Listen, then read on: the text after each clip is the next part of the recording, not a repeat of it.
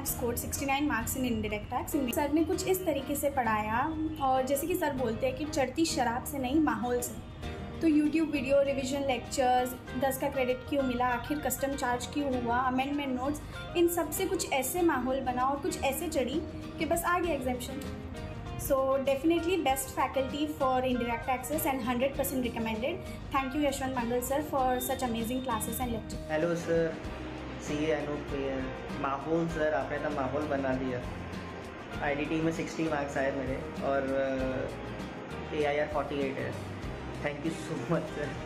10 का क्रेडिट क्यों मिला याद है मेरे को अभी भी। My name is Pranav Saricha.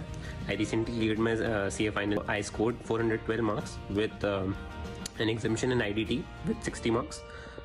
I want to really thank you, Yashwant Mangal sir, for the great teaching, for his great teaching style and his valuable contributions in my success.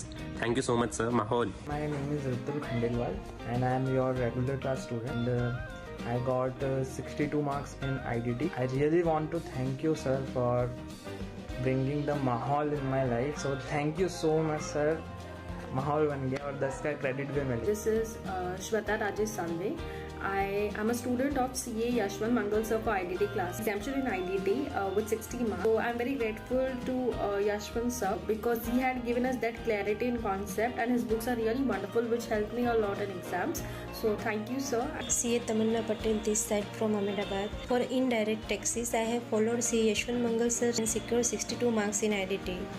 And as sir always says, माहौल के साथ पढ़ो, which helped me to achieve this milestone. Thank you very much sir. Hi Yashwant sir, this is Mayur Sapkale from Jalgaon. I scored 74 marks in CA final IDT only because of you sir. I'm Shashin Redia. I cleared my CA final in this attempt. I got exemption in IDT all because of Yashwant Mangal sir. इनके lectures देखो, इनकी summary book से पढ़ो और बस माहौल बना के आओ एग्जाम में.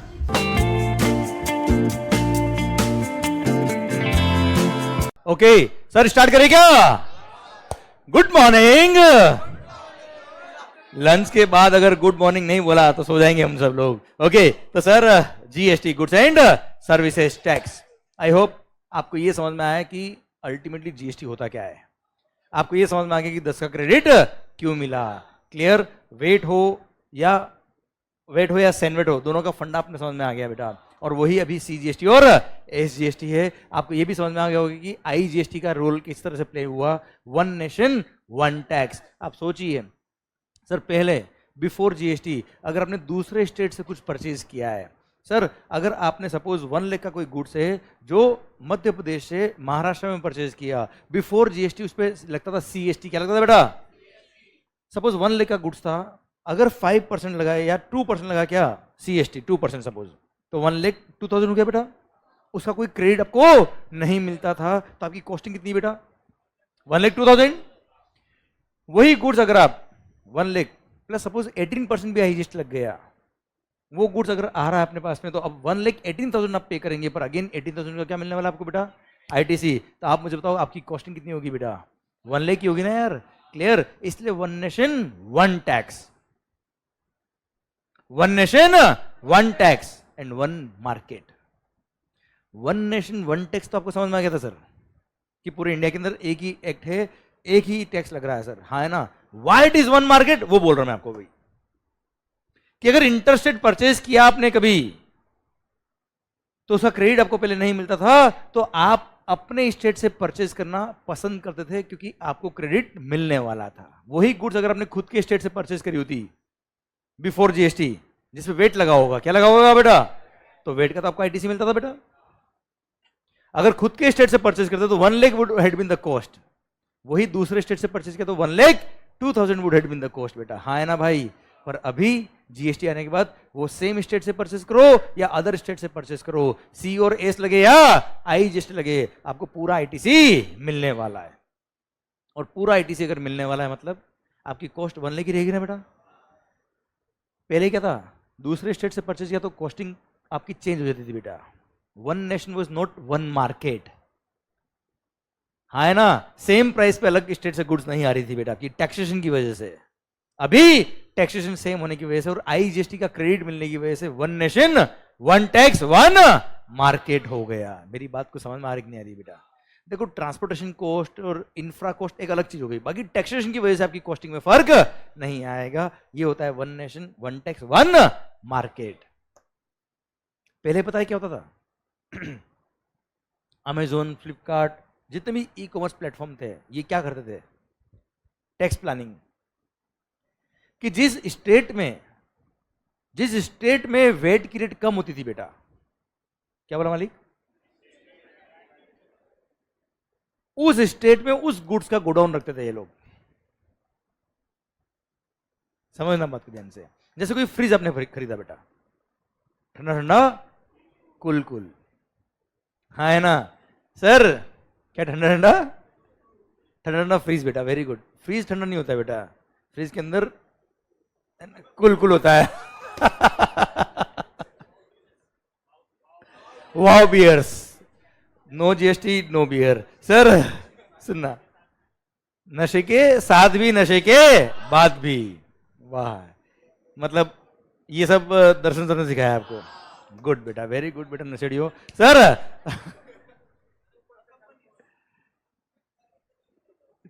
अच्छा, सर का कंपनी वाओ बियर्स, फॉर्च्यून 500 भी 180। अच्छा ओ, मतलब तुम तो लोगों के मास्टर बन गए यार। मेरे को भी लेक्चर अटेंड करना पड़ेगा अब तो यार। तो अब एक काम है, अच्छा डिविडेंड में एक बोतल आती है, 1 करोड़ का, 1 करोड़ का डिविडेंड भी रहता साथ में, और उसके साथ में 1 बोतल फ्री बेटा। इसका फोकस 1 करोड़ पे ही नहीं बेटा, बोतल पे ध्यान है सर। ओके तो सर ओके आप समझ रहे हो बेटा? आप पढ़ाई मत कराओ, फालतू बातें कराओ, सब एक्टिव बेटा सर। चलिए मालिक, पॉइंट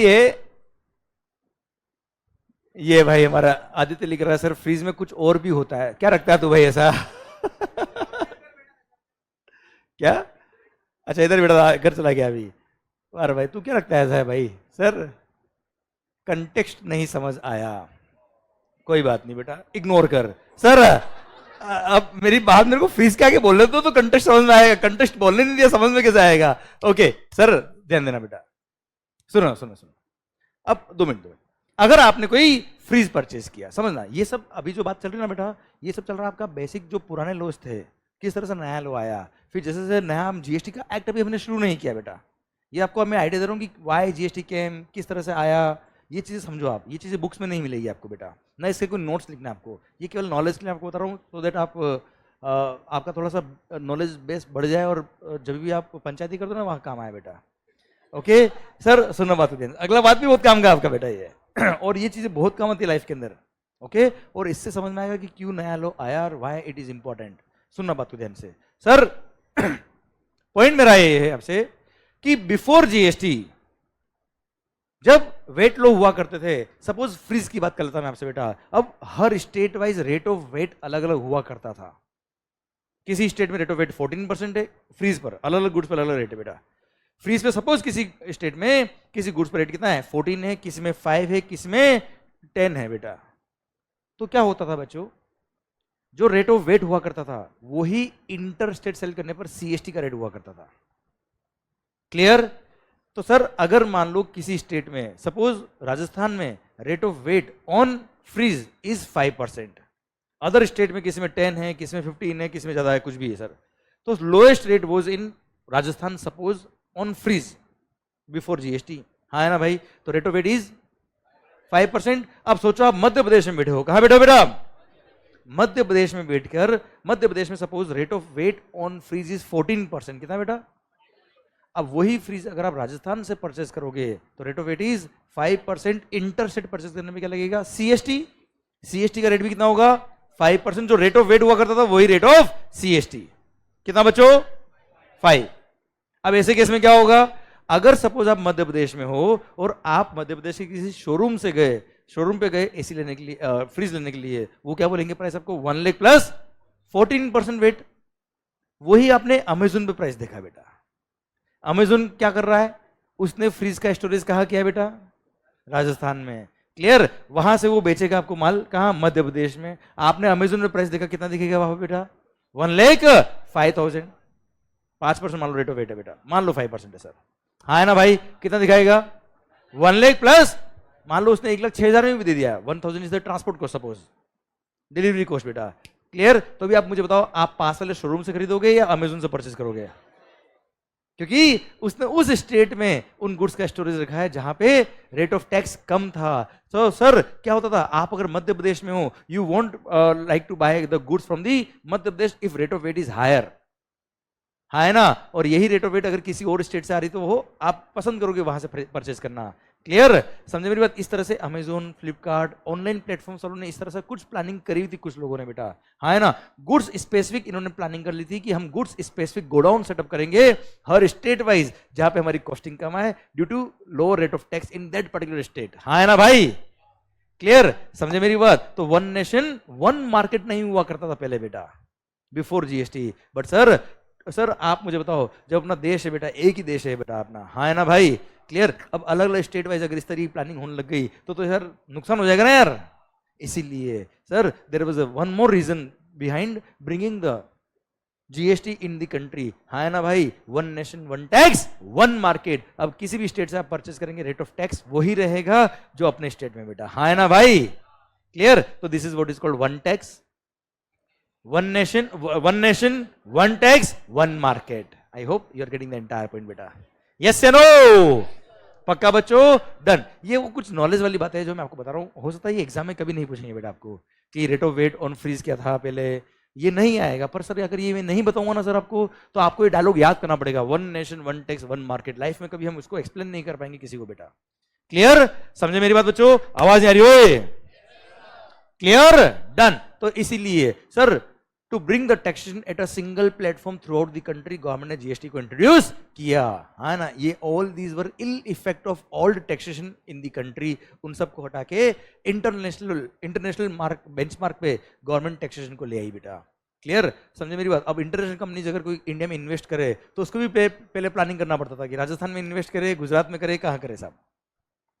अभी कम से कम जीएसटी आ गया है जो इंटरनेशनल बेंचमार्क पे चलता है बेटा, वर्ल्ड वाइड, समझे। तो उस वजह से उन कंट्रीज को यहाँ पे इन्वेस्ट करने में टैक्सेशन की वजह से इतना डिफिकल्टी नहीं आएगा। I hope you are getting the point बेटा, यस या नो, पक्का मालिक, डन। सर ये था आपका सिस्टम, मैंने बताया जीएसटी का। आइए बच्चों अब हम शुरू करते हैं क्या, GST goods and services tax. Sir सबसे पहली बात तो ये, सर कोई भी एक्ट अगर बनता है, कोई भी एक्ट अगर बनता है तो हमेशा सेक्शन नंबर 1 क्या होता है बेटा, नहीं सेक्शन नंबर 1 हमेशा होता है इस एक्ट का नाम क्या है। क्लियर, कमेंसमेंट कब से कमेंस होगा, एक्सटेंड मतलब कहाँ एप्लीकेबल होगा, तो title, extend and title, commencement and extend, मतलब सेक्शन 1 में लिखा होता है इस एक्ट का नाम होगा क्या। एक तो जीएसटी एक्ट नाम का कोई एक्ट नहीं है बेटा, नहीं ध्यान रखिएगा एक मिनट, ये सब छोटी छोटी चीजें सर बहुत काम आती है सर। ये देखिए जीएसटी एक्ट का नाम, जीएसटी एक्ट नाम से कोई एक्ट दिख रहा है क्या आपको बेटा, नहीं, जीएसटी एक्ट नाम से कोई एक्ट नहीं है। ठीक है, कॉमन सेंस में हम लोग बोलते हैं जीएसटी एक्ट, एक अलग बात हो गई सर। क्लियर, तो सबसे पहला सेक्शन नंबर 1 बोलता है क्या, इस एक्ट का नाम होगा central goods and services tax act 2017, है ना भाई। Sir it shall extend to entire India except the state of Jammu and Kashmir, ऐसा 1 जुलाई को लिखा था बेटा, उस टाइम लिखा था बेटा। पर सुनो 2 मिनट, अभी आप बोलो ना आर्टिकल 370 आ गया, हट गया, वो तो बात की कहानी बेटा, रुको तो सही। 370 तो बाद में हटा रहे सर, 1 जुलाई 17 को जीएसटी आया। पता है सर आर्टिकल 370 की वजह से जम्मू एंड कश्मीर में क्या होता था, सेंट्रल गवर्नमेंट का कोई भी एक्ट कश्मीर में तभी एप्लीकेबल होगा, तभी लागू होगा जब वहां की स्टेट गवर्नमेंट की कॉन्करेंस हमको मिलेगी साहब। अभी क्या होता है, सेंट्रल गवर्नमेंट कुछ बोलते तो हमको मानना पड़ता है, कश्मीर में क्या था बेटा, वो कुछ भी बोले हम बोलेंगे तो ही मानना पड़ेगा। और कश्मीर गवर्नमेंट से, जम्मू एंड कश्मीर गवर्नमेंट से सेंट्रल गवर्नमेंट को उसकी कॉन्करेंस नहीं मिली थी एज ऑन 1 जुलाई, इसलिए 1 जुलाई को जब जीएसटी एप्लीकेबल हो तो पूरे इंडिया में अप्लाई हुआ एक्सेप्ट द स्टेट ऑफ, पर 8 जुलाई को महबूबा मान गई। मैं हुआ मुफ्ती सर 8 जुलाई को स्पेशल ऑर्डिनेंस पास करके सर उन्होंने एक्सेप्टेंस दी और स्पेशल ऑर्डिनेंस पास करके जम्मू एंड कश्मीर में भी ये एक्ट एप्लीकेबल कर दिया, क्योंकि ये डेस्टिनेशन बेस्ड कंजम्पशन टैक्स था बेटा। जितनी गुड्स वहां कंज्यूम हो रही है उनको रेवेन्यू नहीं मिलता, उल्टा उनको नुकसान था इसके अंदर। इसलिए 8 अप्रैल को वहां एक्सेप्ट कर लिया और स्पेशल ऑर्डिनेंस पास करके इसको एप्लीकेबल कर दिया कश्मीर में भी बेटा। हाँ है ना, आर्टिकल 370 तो बाद में हट गया, अब ये परमानेंट सोल्यूशन हो गया बेटा, अब ये बार बार ऐसा नहीं लिखना पड़ेगा। अरे clear, done sir. And third subsection बोलता है क्या sir, it shall extend to entire India except the state of Jammu and Kashmir. And third बोलता है it shall be applicable from 1 July 2017 बेटा। हाँ है ना भाई, क्लियर, समझे मेरी बात? Okay done. तो it shall extend to entire, आवाज आ रही है, entire what do mean by India? Bharat, Hindustan, Bharat मां को डिफाइन करो sir. Sir 32 lakh square kilometres plus 12 nautical, एक मिनट, कितना 12 नॉटिकल, कितना नॉटिकल माइल्स पता है आपको? आपका और हमारा हिंदुस्तान 200 नॉटिकल माइल तक फैला हुआ है। 200 नॉटिकल माइल फ्रॉम सी शोर, समुद्री किनारे से। क्लियर, कितना बेटा? 200। And for the purpose of income tax act, for the purpose of customs act, for the purpose of other act, केवल 12 नॉटिकल माइल तक ही टैक्सेशन लॉज अप्लाई होते हैं एक्सेप्ट जीएसटी। और जीएसटी के लिए बोल दिया क्या, it shall extend to entire 200 nautical miles. कितना बेटा? 200 नॉटिकल माइल तक हिंदुस्तान है और वहां तक जीएसटी लगेगा। अच्छा वैसे प्रैक्टिकली बात करें, अच्छा नॉटिकल माइल्स मतलब 1 nautical mile is around 1.853 kilometre बेटा। अब कंटेंट शुरू हो गया जीएसटी का बेटा, है ना? अब वो हो गया, भाषणबाजी हो गया सर, ठीक है? अब एक्चुअल कंटेंट शुरू हो रहा है जीएसटी का। जो भाषणबाजी हुई ना वो बहुत काम आने वाली आ गया आपको बेटा, ठीक है? ध्यान से सुनना बच्चा। तो around 1.853 kilometre is the 1 nautical mile बेटा। और 200 नॉटिकल माइल तक हिंदुस्तान है। हाँ 200 नॉटिकल माइल तक अगर हम बात करें तो first 12 nautical miles is called Indian territorial waters. अच्छा देखिए, एक जस्ट आपको नॉलेज के लिए, ये जैसे फॉर एग्जांपल इंडिया, सर मान लो सर माना ही पड़ेगा, और ऑप्शन क्या है सर? सर वो धीरे धीरे बढ़ रहा है बेटा, मेरा देश बढ़ रहा है, थोड़ा टाइम में तो ऐसे भी होने वाला बेटा। अखंड भारत, वेरी गुड बेटा। सर हाँ क्या दर्शन से ज्यादा अच्छा ना बेटा? मैं कह रहा हूं आपको बेटा, मैं you know sir okay okay okay okay okay sir सुनना बात ध्यान से।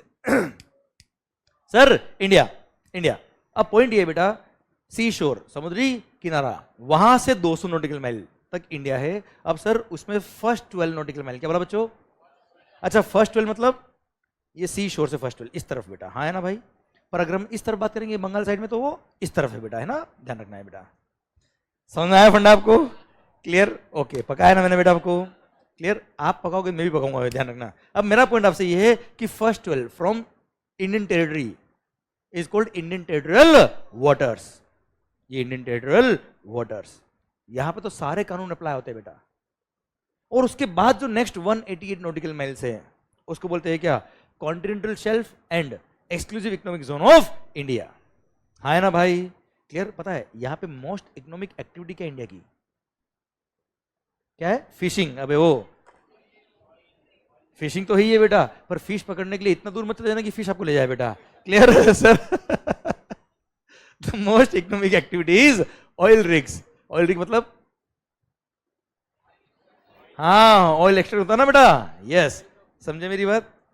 तेल का कुआं तो नहीं बोल सकते बेटा, कुआं तो जमीन पे होता है बेटा, पानी के अंदर कुआं नहीं होता बेटा। समझा तो बेटा? पानी में अगर अपन कूदते ना बेटा तो फिर कुएं दिखता है बेटा। ओके और बताओ बेटा, एक्सप्लेन करूं? दोनों पकाएंगे बेटा, वेरी गुड बेटा। सर नहीं तेरा मतलब क्या मैं पका रहा हूं? ओके ओके ओके सर यहां तक क्लियर है क्या बेटा आपको? तो कुल मिला के ये पूरे 200 नॉटिकल माइल्स पे इंडिया की डेफिनेशन है और वहां पे पूरे पे इंडिया की एप्लीकेबिलिटी की वजह से जीएसटी अप्लाई होता है बेटा। हाँ है ना सर? अगर ऑयल रिग पे आपने कोई मशीन बेची है या वहां से कोई मशीन लेके आया, कोई ऑयल लेके आया, जीएसटी के स्कोप में आता है बेटा। क्लियर? पक्का? ओके, ये था आपका section number 1। Section number 2 definitions होती है बेटा। क्या होती है बेटा? डेफिनेशंस, जो जैसे जैसे वर्ड्स काम आएंगे हम वैसे वैसे पढ़ेंगे बेटा। जैसे इंडिया भी हमने पढ़ लिया बेटा, हाँ है ना, ऐसे ऐसे वर्ड्स हम पढ़ेंगे। आइए सर, कोई भी एक्ट, कोई भी टैक्सेशन पढ़ने से पहले एक सेक्शन होता है जिसमें लिखा था कि ये टैक्स लगेगा कब, जिसमें बताया होता है कि when this tax will be charged, that section is called charging section. वो सेक्शन की तरफ हम बढ़ रहे हैं, वो है सेक्शन नंबर 9। सर दिल थाम के सुनिएगा, सेक्शन नंबर 9 सब सेक्शन 1 क्या बोलता है बेटा? सर CGST, इधर ध्यान, आप 2 मिनट सुनिए बेटा, एक बार चलो लिखा रख दो। हाँ जी ध्यान देना, section number 9 sub section 1 of the CGST बोलता है क्या? CGST will be levied. क्या बोला सर? लेविड, लेवी होगा, टैक्स लगेगा, टैक्स चार्ज होगा on intra state supply, on, क्योंकि अभी हम बात करें क्या? CGST की। जब IGST एक्ट पढ़ेंगे हम, तब वहां क्या पढ़ेंगे? Inter state supply. Clear? Good. तो CGST will be levied on, बोलो बोलो बोलो, intra state supply of what? Goods और सर्विसेज, और बोथ गुड्स या सर्विसेज और बोथ, मतलब अगर इनका कोई कॉम्बिनेशन है तो बेटा। अच्छा, बोथ का कोई रिलेवेंस आएगा नहीं सर, क्यों?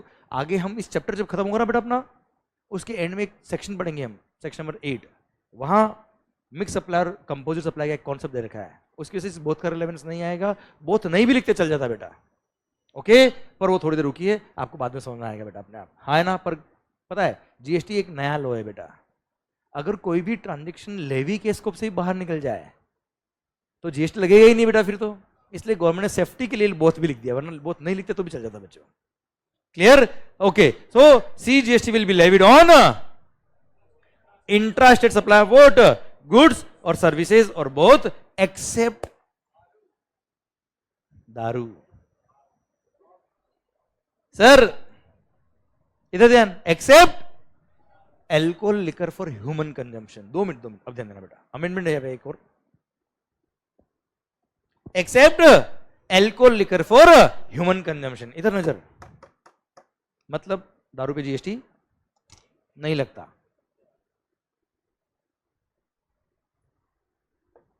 ह्यूमन कंजम्पशन जो आप पीते वो नहीं बेटा, ओके सर।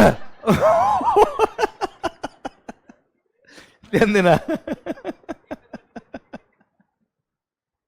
ओके इधर एक मिनट, ओके एक वापस, okay sir, alcohol liquor for human consumption. Sir alcohol liquor का इंडस्ट्रियल यूज भी बेटा, जैसे सर मेडिसिन्स, हाँ है ना बेटा।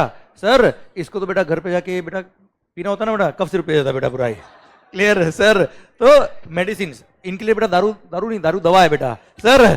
तो alcohol liquor for human consumption, ध्यान देना बच्चों, प्लीज प्लीज प्लीज रिक्वेस्ट है, ठीक है। हंसी मजाक अपनी जगह अपन करेंगे सर, पर एल्कोहल लिकर लिख के मत आ जाना एग्जाम में, मार्क्स कट जाएंगे। एल्कोहल लिकर के इंडस्ट्रियल यूज भी है बेटा, ठीक है सर। एल्कोहल लिकर से सर सैनिटाइजर भी बनता है बेटा, हाँ है ना बेटा सर। अरे क्लियर, शैम्पू, साबुन, बहुत सारी चीजें बनती है बेटा, मेडिसिन, बहुत सारी चीजें बनती है। तो alcohol liquor for human consumption पे क्या लगता है बेटा? पुराने लॉ लगते हैं, GST नहीं लगता। अब एक मिनट और सुनो, अभी कहानी खत्म नहीं हुई है।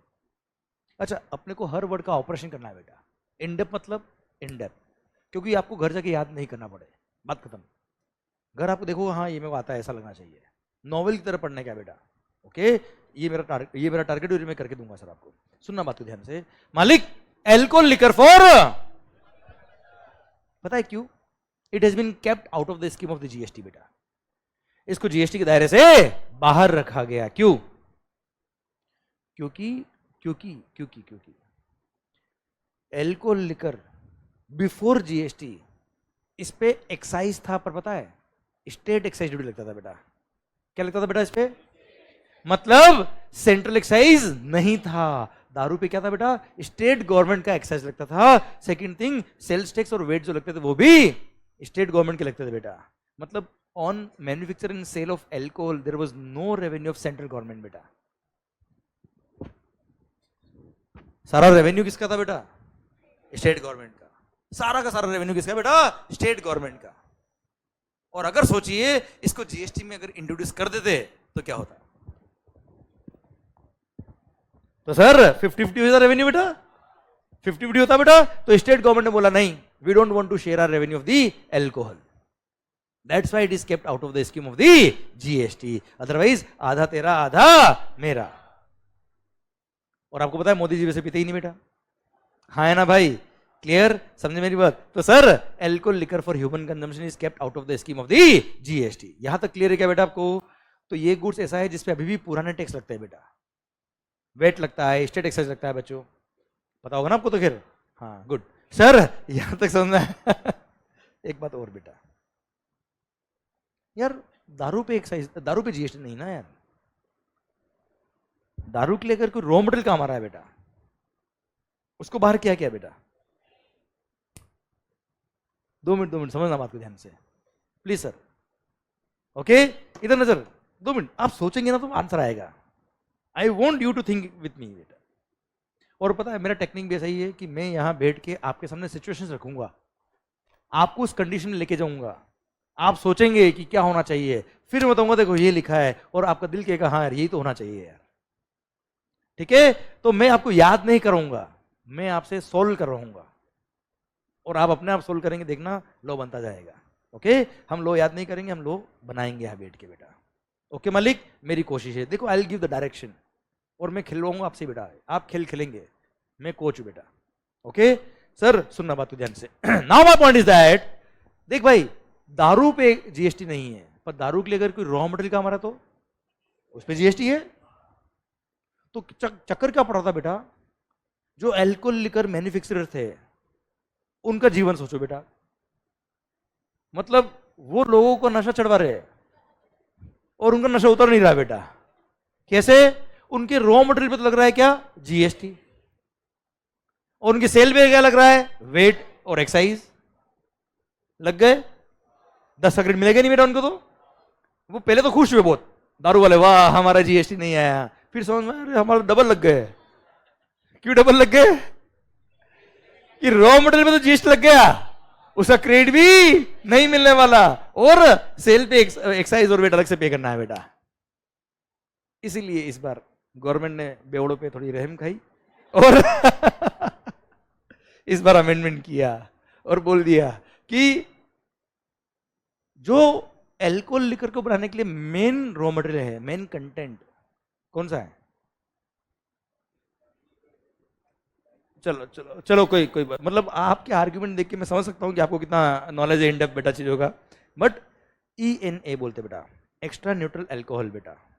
ENA शॉर्ट फॉर्म में इसको बोलते हैं एक्स्ट्रा न्यूट्रल अल्कोहल या रेक्टिफाइड स्पिरिट, इसको बोलते हैं, which is the main content to manufacture the alcohol liquor for human consumption. अभी इस बार अमेंडमेंट करके बोल दिया क्या कि this is also kept out of the levy of GST, और alcohol liquor for human consumption के साथ में लिख दिया क्या सर? जीएसटी नहीं लगेगा किस पे? अनडिनेचर्ड एक्स्ट्रा न्यूट्रल अल्कोहल और रेक्टिफाइड स्पिरिट, ENA बोलते हैं इसको, एक्स्ट्रा न्यूट्रल अल्कोहल और रेक्टिफाइड स्पिरिट। हाँ है ना भाई? अनडिनेचर्ड मतलब अनडिनेचर्ड, जिसको डिनेचर्ड नहीं किया मतलब नेचर्ड। अनडिनेचर्ड ना बेटा, तो डी भी हट गया, अन भी हट गया, एक तरह से नेचर्ड बचा बेटा, और क्या मतलब प्लेन ENA बेटा एक तरह से, और क्या है? क्लियर? पर हाँ इसका नाम जो है वो पूरा अपने को याद रखना पड़ेगा बेटा, अनडिनेचर्ड एक्स्ट्रा न्यूट्रल अल्कोहल और रेक्टिफाइड स्पिरिट। ये अगेन एक कंटेंट है, इनपुट है जो काम आता है for manufacture of alcohol liquor. उस पे भी क्या कर दिया? जीएसटी हटा दिया। अब इस पे भी पुराने लो लगेंगे। अब स्टेट गवर्नमेंट को अगेन पावर मिल गया। स्टेट गवर्नमेंट क्या करेगा? अपने अपने स्टेट लॉ के हिसाब से इन पे वेट और स्टेट एक्साइज लगाना तो वो लगाएगा बच्चों। हाँ है ना भाई? क्लियर? समझे मेरी बात? पक्का? आवाज नहीं आ रही? तो इन पे वेट लगा देगा स्टेट गवर्नमेंट बेटा, लगा भी दिया बहुत सारे स्टेट ने। यहां तक क्लियर? ओके तो सर वापस से बोलेंगे बेटा हम लोग, sir GST will be levied, CGST will be levied on intra state supply of goods और सर्विस और both except alcohol liquor for human consumption and undenatured extra neutral alcohol और रेक्टिफाइड स्पिरिट। हाँ है ना भाई? इनको छोड़ के बाकी सारी गुड्स और सर्विस और बोथ पे क्या लगेगा बेटा? जीएसटी। क्लियर? समझे मेरी बात बच्चों? Okay sir, and it shall be levied, CGST will be levied, पर रेट ऑफ टैक्स क्या रहेगा पता है? Rate of tax will be notified by the government. क्या लिखा बेटा? Notified by the government. एक मिनट, अच्छा जब हम CGST पढ़ रहे ना बेटा, तो गवर्नमेंट मतलब सेंट्रल गवर्नमेंट बेटा, यही अगर SGST पढ़ेंगे तो स्टेट गवर्नमेंट। तो गवर्नमेंट नोटिफाई करेगा, हाँ है ना भाई? मतलब delegated power, government is the power. याद आया बेटा आपको? कौन नोटिफाई करेगा? गवर्नमेंट। पर आप मुझे बताओ, अगर सेंट्रल गवर्नमेंट नोटिफाई कर दे और स्टेट गवर्नमेंट कुछ अलग नोटिफाई कर दे तो झगड़ा हो जाएगा ना यार। तो क्या डायरेक्ट सेंट्रल गवर्नमेंट या डायरेक्ट स्टेट गवर्नमेंट कुछ नोटिफाई कर सकता है जीएसटी में? हमेशा क्या होगा? On the recommendation of the GST council. तो कभी भी कोई भी जीएसटी के अंदर कोई नोटिफिकेशन इशू करना है, कोई रेट नोटिफाई करनी है, चेंज करनी, तो हमेशा पहले रिकमेंडेशन आएगी कहां से बेटा? जीएसटी काउंसिल से, और उसके बाद ही क्या हो पाएगा? नोटिफिकेशन इशू हो पाएगा by the central government as well as by state government. शायद मेरी बातें अब लिंक हो रही बेटा आपको, है ना? तो आप सोच बताइए, वो बेसिक कितना काम आता है बेटा अपने को? वो नहीं पढ़ा तो भी चल जाता बेटा। मैं बोलता था गवर्नमेंट नोटिफाई करेगी on the recommendation GST council, आप मान लेते हाँ सर, पर अब जो सेटिस्फेक्शन मिल रहा ना अंदर से, वो अलग लेवल का मिलेगा सर आपको। समझे मेरी बात? ओके, तो मालिक CGST will be levied at the rate notified by the government, sir, on the recommendation of the GST। तो जहां जहां पूरे GST एक्ट में देखेंगे नोटिफाइड बाय द गवर्नमेंट, वहां हमेशा ये वर्ड तो मिलेगा ही मिलेगा। कौन सा? On the recommendation of the GST council. Clear है बच्चों? पक्का मालिक? ठीक। तो sir on the recommendation of the GST council government क्या करेगा? रेट ऑफ टैक्स नोटिफाई करेगा, और जो रेट ऑफ टैक्स उन्होंने नोटिफाई किया है उस रेट से आपको टैक्स पे करना पड़ेगा बच्चों। यस या नो? पर रेट ऑफ टैक्स किस पे लगेगा? चलो रेट ऑफ टैक्स का भी एक लिमिटेशन दे दिया, but maximum rate of tax can be 20%। मतलब CGST का rate of tax can be maximum, government rate notify तो करेगा, पर maximum rate can be, CGST की मैक्सिमम रेट कैन बी 20%। चलिए दिल और दिमाग से आंसर देना बेटा मेरे को, बताओ मुझे इसका मतलब what can be the maximum rate of GST? What can be the maximum rate of GST? 40%. क्यों? Maximum 20% is for CGST, maximum 20 is for SGST। जहां C लगता है तो S लगता है बेटा, तो maximum rate can be 40%। हाँ है ना भाई? क्लियर? डन। सर पता है वो GST कंपल्सरी से ज्यादा है बेटा, वो ये GST के अलावा अलग से टैक्स है बेटा वो, हाँ है ना? इसलिए तो अलग से लगाया है, वरना उस पर रेट हायर कर देते गवर्नमेंट, करता क्या था, अलग से लगाया। 40 के अलावा और लगेगा वो। ओके चलिए, जो भी रेट होगी टॉबैको सिगरेट्स वगैरह पे पीते होंगे आप बेटा, देखा होगा ना आपने? तो बेटा नहीं देखा, डायरेक्ट पीने लग गया। सर अब पॉइंट ये कि सर सेस जो लगता है GST सेस, वो अलग टैक्स है बेटा, ये CGST की रेट है मैक्सिमम 20% बेटा। Okay clear? एंड ये 20% जो भी rate of tax government notify करेगा, ये किस अमाउंट पे लगेगा? Are we reading, are we learning income tax? हम क्या पढ़ रहे हैं? आवाज नहीं आ रही। हम क्या पढ़ रहे sir? GST is levied on transactions, it's a tax on transaction. कितना कमाया कितना गवाया उसे में मतलब नहीं है, कितने में माल बेचा है, आपने कोचिंग सर्विसेज ली कितने में ली बेटा, उस पर लगता है टैक्स। अरे हाँ है ना? क्लियर? तो सेम केस में sir GST will be levied at the rate notified by the government, but on which value? On the value of goods और सर्विस। और बहुत बेटा किस पे लगेगा बेटा? वैल्यू। ये AC मैंने परचेज किया 75,000 में, व्हाट इज द वैल्यू? 75,000। ये कैमरा मैंने परचेज किया 1 लाख में, what is the value? 1 lakh. तो 1 लाख पर लगेगा GST बेटा, हाँ है ना भाई?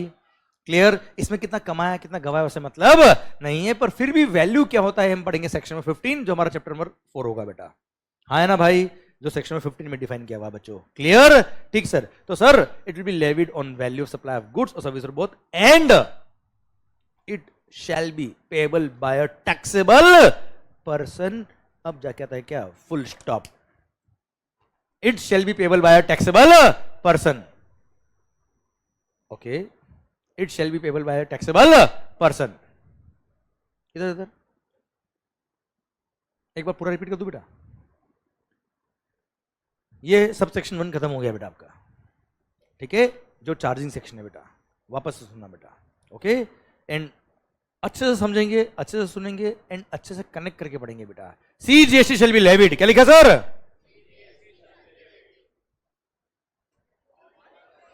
On intra state supply of what?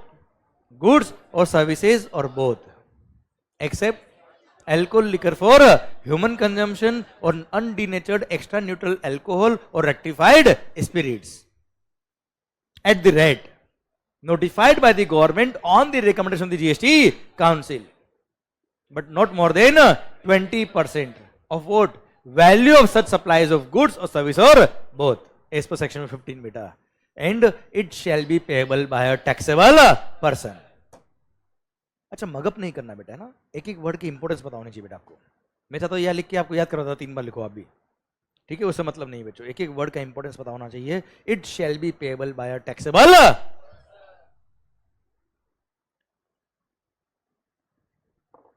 चलो यहां तक क्लियर है क्या बेटा आपको? सेक्शन 9(1) खत्म हो गया बेटा। पे एक बार आपस से बोलेंगे, पर मैं चाहता हूं आप यहां देख के नहीं बोले बेटा, ठीक है? आप सोचे कि हो क्या रहा आखिर, ओके? दिल और दिमाग एक्सेप्ट करना चाहिए चीजों को सर, याद नहीं करना है, ओके? सर CGST लेवी कब हो रहा है सर? बस बस, क्या बोला सर? CGST लेवी कब हो रहा है सब? क्या होता है ये? मतलब ये किसने बताया आपको कि GST कब लगेगा साहब? सेक्शन नंबर 9 सब सेक्शन 1 ने। मैंने आपसे सिंपल क्वेश्चन पूछा कि CGST कब लेवी हो रहा है? इंट्रास्टेट सप्लाई, हाँ है ना भाई? क्लियर? तो ये बात बताई किसने हम लोगों को? सेक्शन नंबर 9 सब सेक्शन 1 ने बताई कि ये काम होने पे टैक्स लगेगा, ये ट्रांजैक्शन होने पे टैक्स लगेगा। ये कहां लिखा है? हाँ है ना? उसने बोला ना ये टैक्स लगेगा, इस ये काम किया तो लगेगा। क्लियर? ये टैक्स चार्ज होगा, टैक्स लेवी होगा, टैक्स इंपोज होगा, हाँ है ना भाई? इसलिए सेक्शन नंबर 9 सब सेक्शन 1 को बोलते हैं क्या? Charging section. Clear? So CGST will be levied on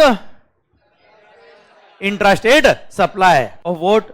goods और सर्विसेज और बोथ, सारी गुड्स सारी सर्विस और दोनों का कॉम्बिनेशन है तो बेटा, except alcohol liquor for human consumption और अनडिनेचर्ड एक्स्ट्रा न्यूट्रल एल्कोहल और रेक्टिफाइड स्पिरिट्स।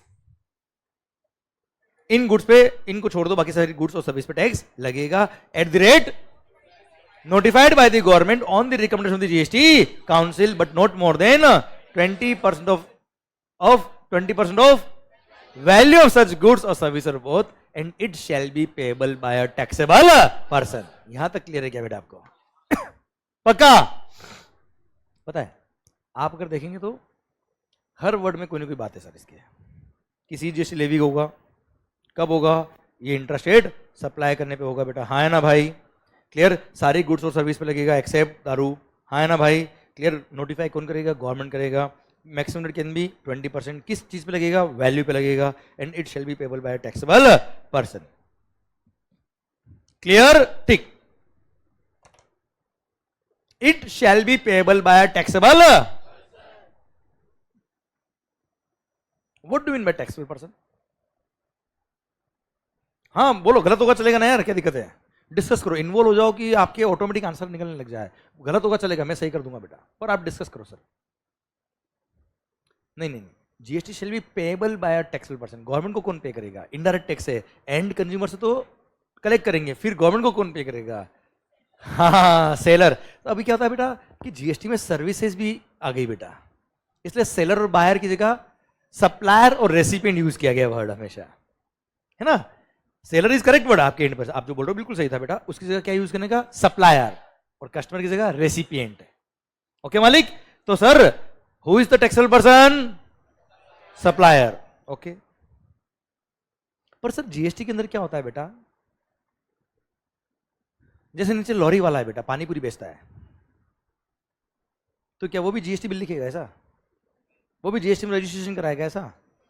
समझो बात को। इसलिए एक लिमिट लगा दी बेटा।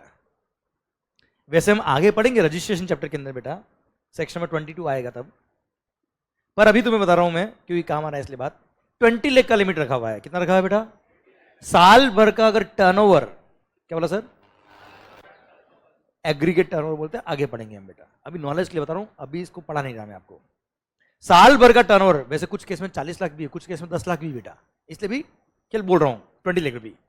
सर एग्रीगेट टर्नओवर अगर साल भर का टोटल टर्नओवर अगर 20 लाख रुपये क्रॉस करता है, कितना, तो ही रजिस्ट्रेशन की लायबिलिटी आती है, वरना रजिस्ट्रेशन की लायबिलिटी नहीं आती है। और कुछ केस में तो हम पढ़ेंगे कि कुछ लोगों को तो कंपल्सरी रजिस्ट्रेशन कराना पड़ता है इररेस्पेक्टिव ऑफ देयर टर्नओवर, वो भी हम आगे पढ़ेंगे बेटा, हाँ है ना। तो सुनो ध्यान से, अब ये बात मैंने क्यों बोली अब वो पानीपुरी वाला जो जीएसटी में रजिस्टर्ड नहीं है ना, वो लायबल फॉर रजिस्ट्रेशन है बेटा, क्या उसको जीएसटी पे करना पड़ेगा बच्चों? इसलिए जीएसटी पे तो करना पड़ेगा, पर किसको पे करना पड़ेगा? Taxable person. और taxable person means a person who is liable for registration under GST बेटा। Taxable person means a person who is liable for registration under GST बेटा। अच्छा सुनो, वो पानीपुरी वाले का टर्नओवर 20 लाख रुपए क्रॉस ही नहीं कर रहा है बेटा, हाँ है ना, वो लायबल फॉर रजिस्ट्रेशन है ही नहीं, तो क्या उससे टैक्स लेंगे क्या बच्चों? नहीं लेंगे। पर वो तो सोचता नहीं मेरे को तो रजिस्ट्रेशन लेना है, क्या बोलता है बेटा? मेरे को तो रजिस्ट्रेशन लेना है, तो वो चाहे तो वॉलंटरी रजिस्ट्रेशन करा सकता है। क्या बोला सर? वो वॉलंटरी रजिस्ट्रेशन करवा सकता है, पर जैसे ही उसने वॉलंटरी रजिस्ट्रेशन कराया, although he is not liable for registration, अगर आपका टर्नओवर 20 लाख रुपए क्रॉस कर रहा तो बहुत अच्छी बात है बेटा, पर अगर आपका टर्नओवर 20 लाख रुपए क्रॉस नहीं कर रहा, फिर भी आप चाहते हो कि नहीं मेरे को तो रजिस्ट्रेशन कराना, मैं तो जीएसटी पे करूंगा, मैं तो सब काम कर सकता हूं, तो आप कराओ, हमने क्या रोका है साहब। पर जैसे ही रजिस्ट्रेशन कराया है, पढ़ना पॉइंट नंबर 2 क्या लिखा है? Person who is registered under GST, taxable person means a person who is liable to be registered under GST, और second a person who is registered under GST, भले वो वॉलंटरी रजिस्ट्रेशन हो बेटा। जो लोग जीएसटी में रजिस्टर्ड है वो तो टैक्सेबल पर्सन है ही है, जिन्होंने वॉलंटरी रजिस्ट्रेशन करा दिया वो भी क्या हो गया बेटा? Taxable person. और जो लायबल फॉर रजिस्ट्रेशन है, जिन्होंने रजिस्ट्रेशन नहीं कराया पर दे आर लायबल, तो भी वो क्या है बेटा? टैक्सेबल पर्सन है, तो उन पे टैक्स पे करने की लायबिलिटी आएगी। अदरवाइज अगर आप टैक्सेबल पर्सन नहीं हो तो आपको टैक्स की लायबिलिटी नहीं आएगी। जैसे वो पानीपुरी वाला बेटा, चाय वाला, जिसका टर्नओवर साल का 20 लाख रुपए क्रॉस नहीं करता, अगर साल का टर्नओवर 20 लाख रुपए क्रॉस नहीं करता, उन्होंने अगर जीएसटी में रजिस्ट्रेशन नहीं कराया है, तो ऐसे केस में वो टैक्सेबल पर्सन नहीं है, क्योंकि ना वो रजिस्टर्ड है जीएसटी में, ना वो लायबल फॉर रजिस्टर्ड है जीएसटी में, हाँ है ना, न तो वो रजिस्टर्ड है ना वो लायबल फॉर रजिस्ट्रेशन है जीएसटी में, इसलिए ऐसे केस में वो टैक्सेबल पर्सन नहीं है, और टैक्सेबल पर्सन नहीं है मतलब उनको कोई जीएसटी पे करने की जरूरत नहीं है। समझा मेरी बात? आवाज नहीं आ रही हुई? क्लियर? डन। अच्छा वैसे रजिस्ट्रेशन वाली बात मैंने थोड़ा सा आपको हिंट दिया है बेटा, अभी मैं शिद्दत से पढ़ूंगा आगे जब टॉपिक आएगा, ठीक है? अभी केवल ये वर्ड काम आया इसलिए मैंने आपको यह बता दिया। अदरवाइज रजिस्ट्रेशन क्या होता है, कैसे रजिस्ट्रेशन कराते हैं, किनको रजिस्ट्रेशन कराना पड़ता है, किनको नहीं कराना पड़ता है, ये आपको नहीं पता है, और ना मैंने अभी आपको बताया बेटा, जस्ट मैंने हिंट दिया है। ये टॉपिक जब आएगा तब मैं आपको वापस से लिंक करूंगा इस टॉपिक से बेटा उस टाइम पे, इसलिए अभी चिंता ना करें, रजिस्ट्रेशन के बारे में ज्यादा नहीं सोचे आप, तो अभी टैक्सेबल पर्सन के बारे में ही समझे बेटा, कि अगर टैक्सेबल पर्सन होगा तो जीएसटी पे करना, नहीं होगा तो टैक्स पे नहीं करना, बस दैट्स इट बेटा। ओके, आवाज नहीं आ रही हुई? ओके, तो वापस बोल दूंगा एक बार पूरा। Section number 9 sub section number 1 बोलता है क्या? CGST will be levied on intra state supply of goods और सर्विस और both except alcohol liquor for human consumption and undenatured extra neutral alcohol और rectified spirits at the rate notified by the government on the recommendation of the GST Council, but not more than 20% of the value of such goods or service or both under section 15, and it shall be payable by a taxable person. आ गया मजा? क्या याद किया क्या बेटा? याद हो गया ना? बस ये चाहता हूं मैं आपसे। अब हर वर्ड की इंपॉर्टेंस समझ ले बेटा, याद अपने आप होएगा बेटा आपको। ओके मालिक, चलिए ये था आपका क्या? Charging section. क्या था मालिक? जिसने बताया क्या कि जीएसटी कब लगेगा, क्लियर? पर पता है चार्जिंग सेक्शन के बाद सब सेक्शन में 2 जो आ रहा है बेटा, वहां लिखा है कि 5 गुड्स, कितनी गुड्स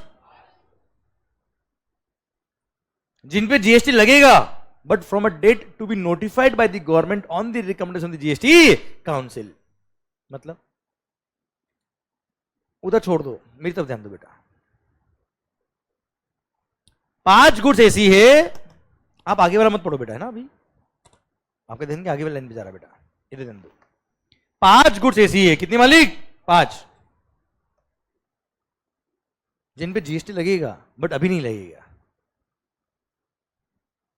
लगेगा फ्रॉम अ डेट जो गवर्नमेंट बताएगी on the recommendation of the GST council. अभी नहीं बताएंगे हम, कब बताएंगे बेटा? और अब तक नोटिफाई नहीं हुआ. अब तक नोटिफाई नहीं हुआ मतलब इन पे जीएसटी अभी नहीं लगता. पता है क्या? पेट्रोल पिया होगा ना बेटा आपने, सॉरी हाँ है ना, पेट्रोलियम क्रूड सूंगा है बेटा आपने, पंप पे जाता मजा तो आता है बेटा आपको, है ना बेटा. हाँ हाँ सर सुनना, थोड़े दिन में एवरेज देने लग जाएगा बेटा. सर इधर इधर 2 मिनट सर. 5 गुड्स, अब 5 गुड्स कौन से बेटा? पेट्रोल डीजल है बेटा इसके अंदर. नाम सुनना बेटा, petroleum crude, high speed diesel. Sir वापस सुनना, petroleum crude, high speed diesel, motor spirit जिसको बोलते हैं पेट्रोल, कॉमन सेंस में हम लोग बोलते हैं बेटा, मोटर स्पिरिट, नेचुरल गैस और एविएशन टरबाइन फ्यूल एटीएफ. है ना भाई? ये 5 गुड्स कौन कौन सी? Petroleum crude, high speed diesel, motor spirit commonly known as petrol, natural gas और एविएशन टरबाइन फ्यूल. ये 5 गुड्स ऐसी है जिन पे जीएसटी लगेगा but from a date to be notified by the government on the recommendation of the GST council. है ना मालिक? क्लियर? तब लगेगा, अभी नहीं लगेगा. मतलब देखा जाए तो अब तक नोटिफाई नहीं हुई, मतलब 8% कितनी गुड्स है जिन पे जीएसटी नहीं लगता? 5 तो ये और एक दारू. हाँ है ना, दारू और दारू के वो इनपुट वगैरह बेटा. अरे यस या नो, ईएनए यस या नो. तो एक तरह से दारू की कैटेगरी एक मान लो बेटा, और ये 5 गुड्स हो गए. कितना हो गया बेटा? 6 गुड्स. 8 प्रेजेंट ये 6 गुड्स ऐसी which are called non taxable supply. क्या बोलते हैं इसको हम? मतलब ये वो सप्लाई है जिन पे जीएसटी अभी लेवी नहीं होता है. कौन कौन सी बेटा? घूम लो और झूम लो. पेट्रोल डीजल से क्या करोगे बेटा? घूमोगे बेटा. क्लियर? दारू पी के झूमेंगे बेटा. क्लियर? तो घूम लो और झूम लो, दोनों पे जीएसटी अभी नहीं है. हाँ है ना भाई? अरे समझ में आया है क्या आपको? आवाज नहीं आ रही ओए? तो 8% these are 6 goods on which GST is not levied बेटा. These are non taxable supply. These are called non taxable supply. यहां तक क्लियर बेटा आपको? आवाज नहीं आ रही हुई? पक्का बच्चों? गुड. ओके सर, ठीक. अच्छा एक बार मेरा सेक्शन नंबर यहां तक पूरा. आपको कुछ लिखना है क्या अभी इसमें से? 2 मिनट का टाइम दूं आपको लिखने के लिए? कुछ लिख लिया और मैंने नोट्स आपको टेलीग्राम ग्रुप में शेयर कर दिए बेटा, है ना. तो ये मोमेंटम चलने दे बेटा, अपना चलने देना. आदित्य मैं क्या करूं, ये पीडीएफ मैंने ऑलरेडी आपको टेलीग्राम ग्रुप में शेयर कर चुका हूँ ऑलरेडी इस सेशन से पहले वाले में. ठीक है, वहां ऑलरेडी लिखा हुआ बेटा ये. अभी मोमेंटम से आप पढ़ने दो सर. ठीक है बेटा, आप पूरा ध्यान मेरी तरफ दो. आपको लिखने का बाद में ब्रेक में कभी भी लिख देना बेटा. आप लोग सुनना ध्यान से बात को. मान लो मानना नहीं बेटा. सर सेक्शन 9 सब सेक्शन 1 समझ में आया क्या आपको? सेक्शन 9 सब सेक्शन 2 समझ में आया क्या बेटा आपको? पता है पेट्रोल डीजल अभी भी जीएसटी के स्कोप में नहीं आया है. क्यों? नहीं भूले नहीं बेटा भाई साहब. भाई मैं इस पे सेंट्रल एक्साइज भी है, वेट भी है. इस पे अभी भी पुराने लो ही लगता है बेटा. एंड यू नो, अगर जीएसटी में इसको ले आते हैं तो maximum rate of GST could have been 40%. जबकि एक्चुअली देखा जाए तो इन पे एक्साइज और वेट इतना हाई है कि गवर्नमेंट का रेवेन्यू बहुत कम हो जाता अगर इसको जीएसटी में ले आते थे बेटा. So government retain the power to levy existing taxes on these goods. है ना भाई? अच्छा ध्यान देना बेटा, ये 6 गुड्स ही है बेटा ऐसी. एक एग्जांपल मैं आपको इसलिए बोल रहा हूं क्योंकि आपने सर वापस से सुनना ध्यान से, लुब्रिकेंट ऑयल देखा होगा बेटा. ऐसा ना एडवर्टीजमेंट विराट कोहली वगैरह के, वो कैस्ट्रोल का टूटी ऑयल, राहुल द्रविड़ का जो भी है ना भाई, वो लुब्रिकेंट ऑयल है बेटा. वो पेट्रोलियम क्रूड नहीं है, ना वो पेट्रोल है, ना वो डीजल है, ना वो मोटर स्पिरिट, ना वो नेचुरल गैस है, नहीं वो एटीएफ है बेटा. वो लुब्रिकेंट ऑयल है. उस पर जीएसटी लगता है, इन 6 गुड्स पे जीएसटी नहीं लगता, जो हमने बात करी बच्चों। हाँ है ना भाई? अरे क्लियर? अच्छा, ये 5 गुड्स के नाम भी बेटा मैंने बुक में लिखे बेटा, आपको अलग से लिखने की जरूरत नहीं है अभी बेटा, जो रेस्पेक्ट टॉपिक आएगा ना बेटा वहां मिल जाएगा आपको। एक मिनट रुकिए, ये रहा 5 गुड्स। अभी हमने डायरेक्ट चैप्टर 2 से शुरू किया बेटा, चैप्टर 1 जो है वो मैंने बेसिक आइडिया दिया, वो बाद में पढ़ेंगे हम लोग। अभी हमने डायरेक्टली कहां से शुरू किया? चैप्टर 2 से बेटा। ओके ठीक, ये रहा 5 गुड्स, और ये घूम लो और चूम लो नहीं, झूम लो बेटा। हाँ है ना भाई? चूमने पे जीएसटी मालूम नहीं बेटा, सर्विस सर्विस है, सर्विसेज भी बढ़ जाओगी बेटा जीएसटी में बेटा, है ना? और किसी को बैंक से पेमेंट मत करना बेटा कभी ऐसा, ठीक है ना? पापा ने देख लिया ना ट्रांजेक्शन। ओके सर, सुनना बात को ध्यान से। तो सर घूम लो और झूम लो, ये सब मैंने एग्जांपल यहाँ मिल जाएंगे आपको बेटा, तो जब पढ़ोगे ना तो आपको ऐसा क्लिक करेगा, अरे हाँ यार समझे, ये बियर की बॉटल दिखी होगी बेटा आपको, sorry glass, wow beer. Clear sir? कौन सा? ड्रिंक एंड ड्राइव, हाँ नो जीएसटी ऑन दैट बेटा, ड्रिंक एंड ड्राइव बेटा। क्लियर? पर सर ध्यान देना बेटा, ये कार जो ना, कार बेटा, कार पे जीएसटी है बेटा, और कार पे जीएसटी कंपनसेशन सेस भी बेटा, ठीक है? यस। और बताओ बेटा आगे कुछ है ना? इसने जो कपड़े पहने ना बेटा अंदर, क्लियर? इन सब पे भी जीएसटी है। और बोलो कुछ बेटा? चलो, और घर पे होमवर्क है बेटा, आपके घर पे लिख के आना बेटा, इस आदमी में जो जो दिख रहा है बेटा आपको बताइए टैक्स है कि नहीं बेटा। ओके चलिए सर, ओके तो ये सब आपको पॉइंट यहाँ मिल जाएंगे, no need to write all this points, मैंने इसलिए ओपन करके बताया आपको। आइए सर, ये था सेक्शन नंबर 9 सबसेक्शन 1 और सेक्शन नंबर 9 सबसेक्शन नंबर 2। आइए सेक्शन नंबर 9 सबसेक्शन नंबर 3, पता है? पूछो तो सही यार, जीएसटी डायरेक्ट टैक्स है कि इनडायरेक्ट टैक्स है? डायरेक्ट टैक्स है इनडायरेक्ट टैक्स है? Indirect tax. Who will be liable to pay tax to the government? भाई टैक्स गवर्नमेंट को पे कौन करेगा यार? वो रेसिपिएंट से लेगा वो अलग बात है, पर गवर्नमेंट को पे कौन करेगा? सप्लायर। पर कुछ केस में सिस्टम रिवर्स कर दिया, कुछ केस में सिस्टम क्या कर दिया, तो वहां कौन लायबल होगा? कौन लायबल होगा? रेसिपिएंट लायबल होगा, उसको बोलते हैं रिवर्स चार्ज मैकेनिज्म। क्या बोलते हैं बेटा? RCM। ओके, अब वो क्या है समझने की कोशिश करना बेटा। गवर्नमेंट के पास पावर है, क्या बोला बच्चे? अगेन जहां पे भी आप देख ले क्या है बेटा, पावर मतलब क्या है? Delegated power. और वहां पे 100% क्या आएगा बेटा? GST council. Yes and no? Okay, वापस से बोलता बेटा मैं, गवर्नमेंट के पास पावर है that on the recommendation of the GST council they can notify some goods और सर्विसेज और बोथ। वो कुछ गुड्स और सर्विस और बोथ को नोटिफाई करके बोल देंगे कि यहां पर इन गुड्स में, इन सर्विसेज में सप्लायर्स हम टैक्स ना ले पाएंगे, इसलिए वो recipient you will be liable to pay tax. क्या बोल दिया बेटा? Recipient shall be liable to pay tax in those case बेटा। हाँ है ना? क्लियर? पढ़ना ध्यान से। सर गवर्नमेंट के पास पावर है that on the recommendation of the GST council they can notify certain goods और सर्विस और बोथ, जहां पे recipient shall be liable to pay GST to the government directly under reverse charge mechanism. और इसको reverse charge क्यों बोलते समझ में आया बेटा आपको? हाँ है ना? नॉर्मली कौन लायबल होता है बेटा?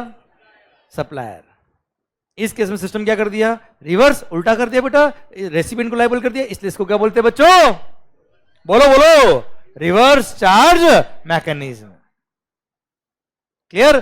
कुछ गुड्स और सर्विस बहुत को नोटिफाई किया है, वो गुड्स और सर्विस कौन सी पढ़ लेंगे बाद में हम बेटा, उसका अलग चैप्टर दे रखा है मैंने आपको पूरा, ठीक है? तब पढ़ेंगे। पर अभी ये पावर दे रखा है वो मैं आपको पढ़ा रहा हूं क्योंकि सेक्शन 9 में कनेक्ट होता है बेटा ये। तो वहां पे गवर्नमेंट चाहे तो कुछ गुड्स और सर्विस और बोथ को नोटिफाई करके बता देगी कि यहाँ पे recipient shall be liable to pay GST to the government directly under reverse charge mechanism and all the provisions of the act shall apply to the recipient as if recipient is the person liable to pay GST to the government. हाँ है ना? ये पूरे act के provisions उस recipient पे लगेंगे as if he is the person liable to pay GST to the government directly बेटा। हाँ है ना भाई? वो अगर पे नहीं करेगा तो उससे रिकवरी करेंगे, मतलब वहां ऑप्शन नहीं है, ऐसा नहीं कि ठीक है मैं पे नहीं करा तू कर दे, जिसको एग्जाम देना वही एग्जाम देगा। ऐसा बोले कि मेरी जगह एग्जाम आप दे दो ना सर। अरे क्लियर, तो recipient shall be liable. Who shall be liable? Recipient. तो रेसिपिएंट को जहां नोटिफाई कर दिया वहां रेसिपिएंट ही लायबल होगा, और सर रेसिपिएंट से ही रिकवरी करेंगे इनकेस अगर उसने टैक्स पे नहीं किया तो। Clear? And the all the provisions of the act shall apply on recipient as if he is the person liable to pay GST to the government directly. यहां तक बात समझे क्या बच्चों? अरे क्लियर, इसको बोलते हैं reverse charge mechanism. Now some goods and services are notified, है ना, जो हम बाद में पढ़ेंगे बेटा। ओके, पर पता है नॉर्मल कोर्स में लायबल कौन होता है बेटा? उसको बोलते हैं फॉरवर्ड चार्ज मैकेनिज्म। क्या बोलते हैं बेटा उसको? जस्ट आपको नाम समझाने के लिए बताया, लिखा मैंने यहाँ पे। नॉर्मल कोर्स में जब सप्लायर लायबल होता है उसको क्या बोलते हैं बेटा? Forward charge. और वो एक्सेप्शनल केस में कौन लायबल है? रेसिपिएंट। उसको क्या बोलते हैं बेटा? Reverse charge. समझा? समझा? गुड। तो sir in case of GST, अब सर मेरे मन में एक बात आती है कि सर वो लिस्ट ऑफ गुड्स और लिस्ट ऑफ सर्विसेज तो हम बाद में पढ़ लेंगे सर। लिस्ट ऑफ गुड्स और लिस्ट ऑफ सर्विसेज तो हम सर बाद में पढ़ लेंगे, अग्रीड। पर सर कुछ हिंट तो दो सर, आखिर होता क्या है यार? आखिर ऐसा क्यों किया गवर्नमेंट ने? क्या मजा आ रहा है गवर्नमेंट को कि सब जगह सप्लायर लायबल है, बस कुछ केस में reverse charge, reverse charge, reverse charge, reverse charge? ऐसा दुश्मनी है क्या? कुछ तो लॉजिक होगा। तो मैं चाहता हूं वो लॉजिक आपको पढ़ा दूं थोड़ा सा सर। एक एग्जांपल देखिए बेटा, पढ़ा दूं क्या मैं आपको बेटा? अच्छा चलो, मान लो आपने आउट ऑफ इंडिया से कोई सर्विसेज इंडिया में इंपोर्ट करी बेटा। सर्विसेज, गुड्स की बात नहीं कर रहा। गुड्स के इंपोर्ट करने में क्या लगता है बेटा? Custom duty. कस्टम्स जीएसटी में मर्ज नहीं हुआ बेटा, कस्टम अभी भी लगता है बेटा, और कस्टम के साथ में जीएसटी भी लगता है, अलग बात है बेटा, वो आगे बात करेंगे हम बेटा। कस्टम के साथ में जीएसटी भी लगता है, इनफैक्ट आईजीएसटी लगता है वहां पे बेटा। क्लियर? पर मेरा पॉइंट अभी क्या है कि आपने सर्विसेज इंपोर्ट करी। क्या इंपोर्ट करी बेटा आपने? Import of service. कोई गुड्स तो आया नहीं बेटा, क्या है ये बेटा? सर्विसेज। उसको जीएसटी के स्कोप में कवर किया गया है और उस पर जीएसटी लगता है बेटा, आईजीएसटी लगता है इनफैक्ट। क्या लगता है बेटा उसको? ठीक है। अब मान लो आपने आउट ऑफ इंडिया से इंडिया में कोई सर्विसेज इंपोर्ट करी। कहां से? आपने कोई सर्विसेज इंपोर्ट करी। सर्विस प्रोवाइड करने वाला था कौन? Mister Don. डॉन जो आउट ऑफ इंडिया है उसने सर्विसेज दी इंडिया में, किसको? मिस्टर कौन को। डॉन ने कौन को services the. Value of service was 10 lakh. उस पे IGST suppose rate of tax कितना? 18% होता है। कितना? 1,80,000। हाँ है ना मालिक? अब सोचिए सर, अगर पूरा 1180 कौन ने डॉन को पे कर दिया होता। सोचो, देखो हम पढ़ रहे अभी क्यों, क्या आखिर क्यों हुआ? सर लिस्ट ऑफ सर्विसेज तो हर कोई पढ़ लेता है रे, क्यों हम वो पढ़ रहे बेटा? क्या आखिर ऐसा क्यों आया? ओके मालिक, समझने की कोशिश करना। सर अगर मान लो डॉन ने हिंदुस्तान में सर्विसेज दी होती मिस्टर कौन को, और कौन ने पूरा 1180 पे कर दिया होता, किसको? डॉन को। तो आपने जीएसटी किसको पे कर दिया बेटा? डॉन को। डॉन का है आउट ऑफ इंडिया। क्या आपको लगता है वो डॉन हिंदुस्तान में आके जीएसटी पे करेगा? क्या आपको लगता है वो डॉन हिंदुस्तान में आके जीएसटी में रजिस्ट्रेशन कराएगा? सर अगर वो जीएसटी में रजिस्ट्रेशन नहीं कराएगा, इंडिया में आके टैक्स पे नहीं करेगा, तो क्या आपको लगता है इंडियन गवर्नमेंट उसको बाहर जाके आउट ऑफ इंडिया जाके पकड़ पाएगी? आवाज नहीं आ रही हुई सर? क्यों नहीं पकड़ पाएगी? क्योंकि डॉन को पकड़ना मुश्किल ही नहीं, नामुमकिन है ना भाई? सर ये एक बहुत बड़ा इंटरनेशनल इश्यू बन जाएगा। अरे देश के लोगों से टैक्स कलेक्ट नहीं हो पा रहा है यार, बाहर वालों से कहां से कलेक्ट कर पाएंगे यार? ये समझे मेरी बात? इसलिए सर इसमें क्या लगा दिया? रिवर्स चार्ज मैकेनिज्म लगा दिया। इस सर्विस को नोटिफाई करके बोल दिया कि इस सर्विस में टैक्स कौन पे करेगा। बताता रहा हूं कौन पे करेगा, बता रहा हूं कौन पे करेगा, बता रहा हूं, पूछ नहीं रहा हूं मैं आपसे कि इस सर्विस में टैक्स कौन पे करेगा, कौन पे करेगा। समझे मेरी बात? इसलिए वहां पे रिवर्स चार्ज लगा दिया और बोल दिया कि ऐसे केस में recipient will be liable to pay tax to the government directly. और ऐसे केस में जब मिस्टर कौन डॉन को पे करेगा तब केवल 10 लाख पे करेगा बेटा। हूं करो। और कौन डायरेक्ट 180 किसको पे करेगा? 180 डायरेक्टली किसको पे करेगा? गवर्नमेंट को। कौन पे करेगा? बता रहा हूं कौन पे करेगा। अरे क्लियर, समझे मेरी बात? Done. I hope you are getting the point. So who is paying the tax to the government in this case? कौन is? Recipient. And whenever recipient is liable it is called RCM। Sir simple समझ में आया बेटा? एक और example दूं मैं आपको, अच्छा एग्जांपल दूं? चलो नहीं इच्छा तो कोई बात नहीं, बताऊं? ऐसा आप बोलते हैं तो अच्छा लगता है sir. Sir banking company, bank नाम सुने? बैंक, मान लो बैंक ने आप लोगों को लोन दिए बेटा, ठीक है, समझे मेरी बात? बेटर होने वाला बेटा उनका, तो उन्होंने क्या? नहीं ओके कोई बात नहीं, इसलिए अच्छे से पढ़ाई में ध्यान दो बेटा। सर उन्होंने रिकवरी एजेंट अपॉइंट किया। क्या अपॉइंट किया बेटा? Recovery agent. देखे होंगे ना आपने, सुना होगा बेटा। बैंक के क्या होते हैं? रिकवरी एजेंट, वसूली भाई, हाँ वसूली बहन बेटा, हाँ जैसे लोग होते हैं वैसे लोग भेजते बेटा वो लोग। क्लियर? सर ये इतना नालायक है बेटा, वसूली भाई भेजे, उससे कोई फर्क नहीं पड़ा बेटा, वसूली बहन भेजनी पड़ी बेटा इसके लिए। सर पॉइंट ये आदमी के कैरेक्टर में डाउट है बेटा। Sir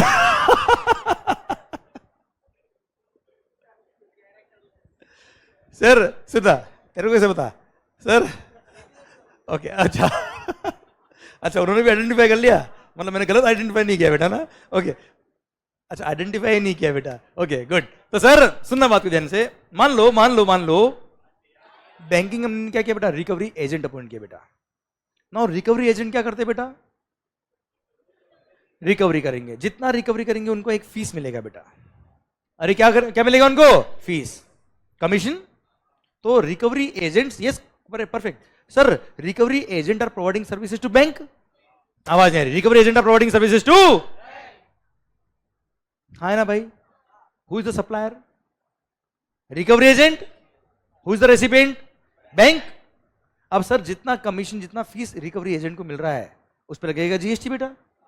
clear? सर आप सोचिए, क्या रिकवरी एजेंट वसूली भाई, क्या डिपार्टमेंट उनसे वसूल कर पाएगा? वो तो दुनिया से वसूल कर रहे हैं बेटा। 2 ऑफिसर गए बेटा, वापस आए नहीं सर टैक्स तो छोड़ो, वो खुद भी रिकवर हो गए बेटा पूरे।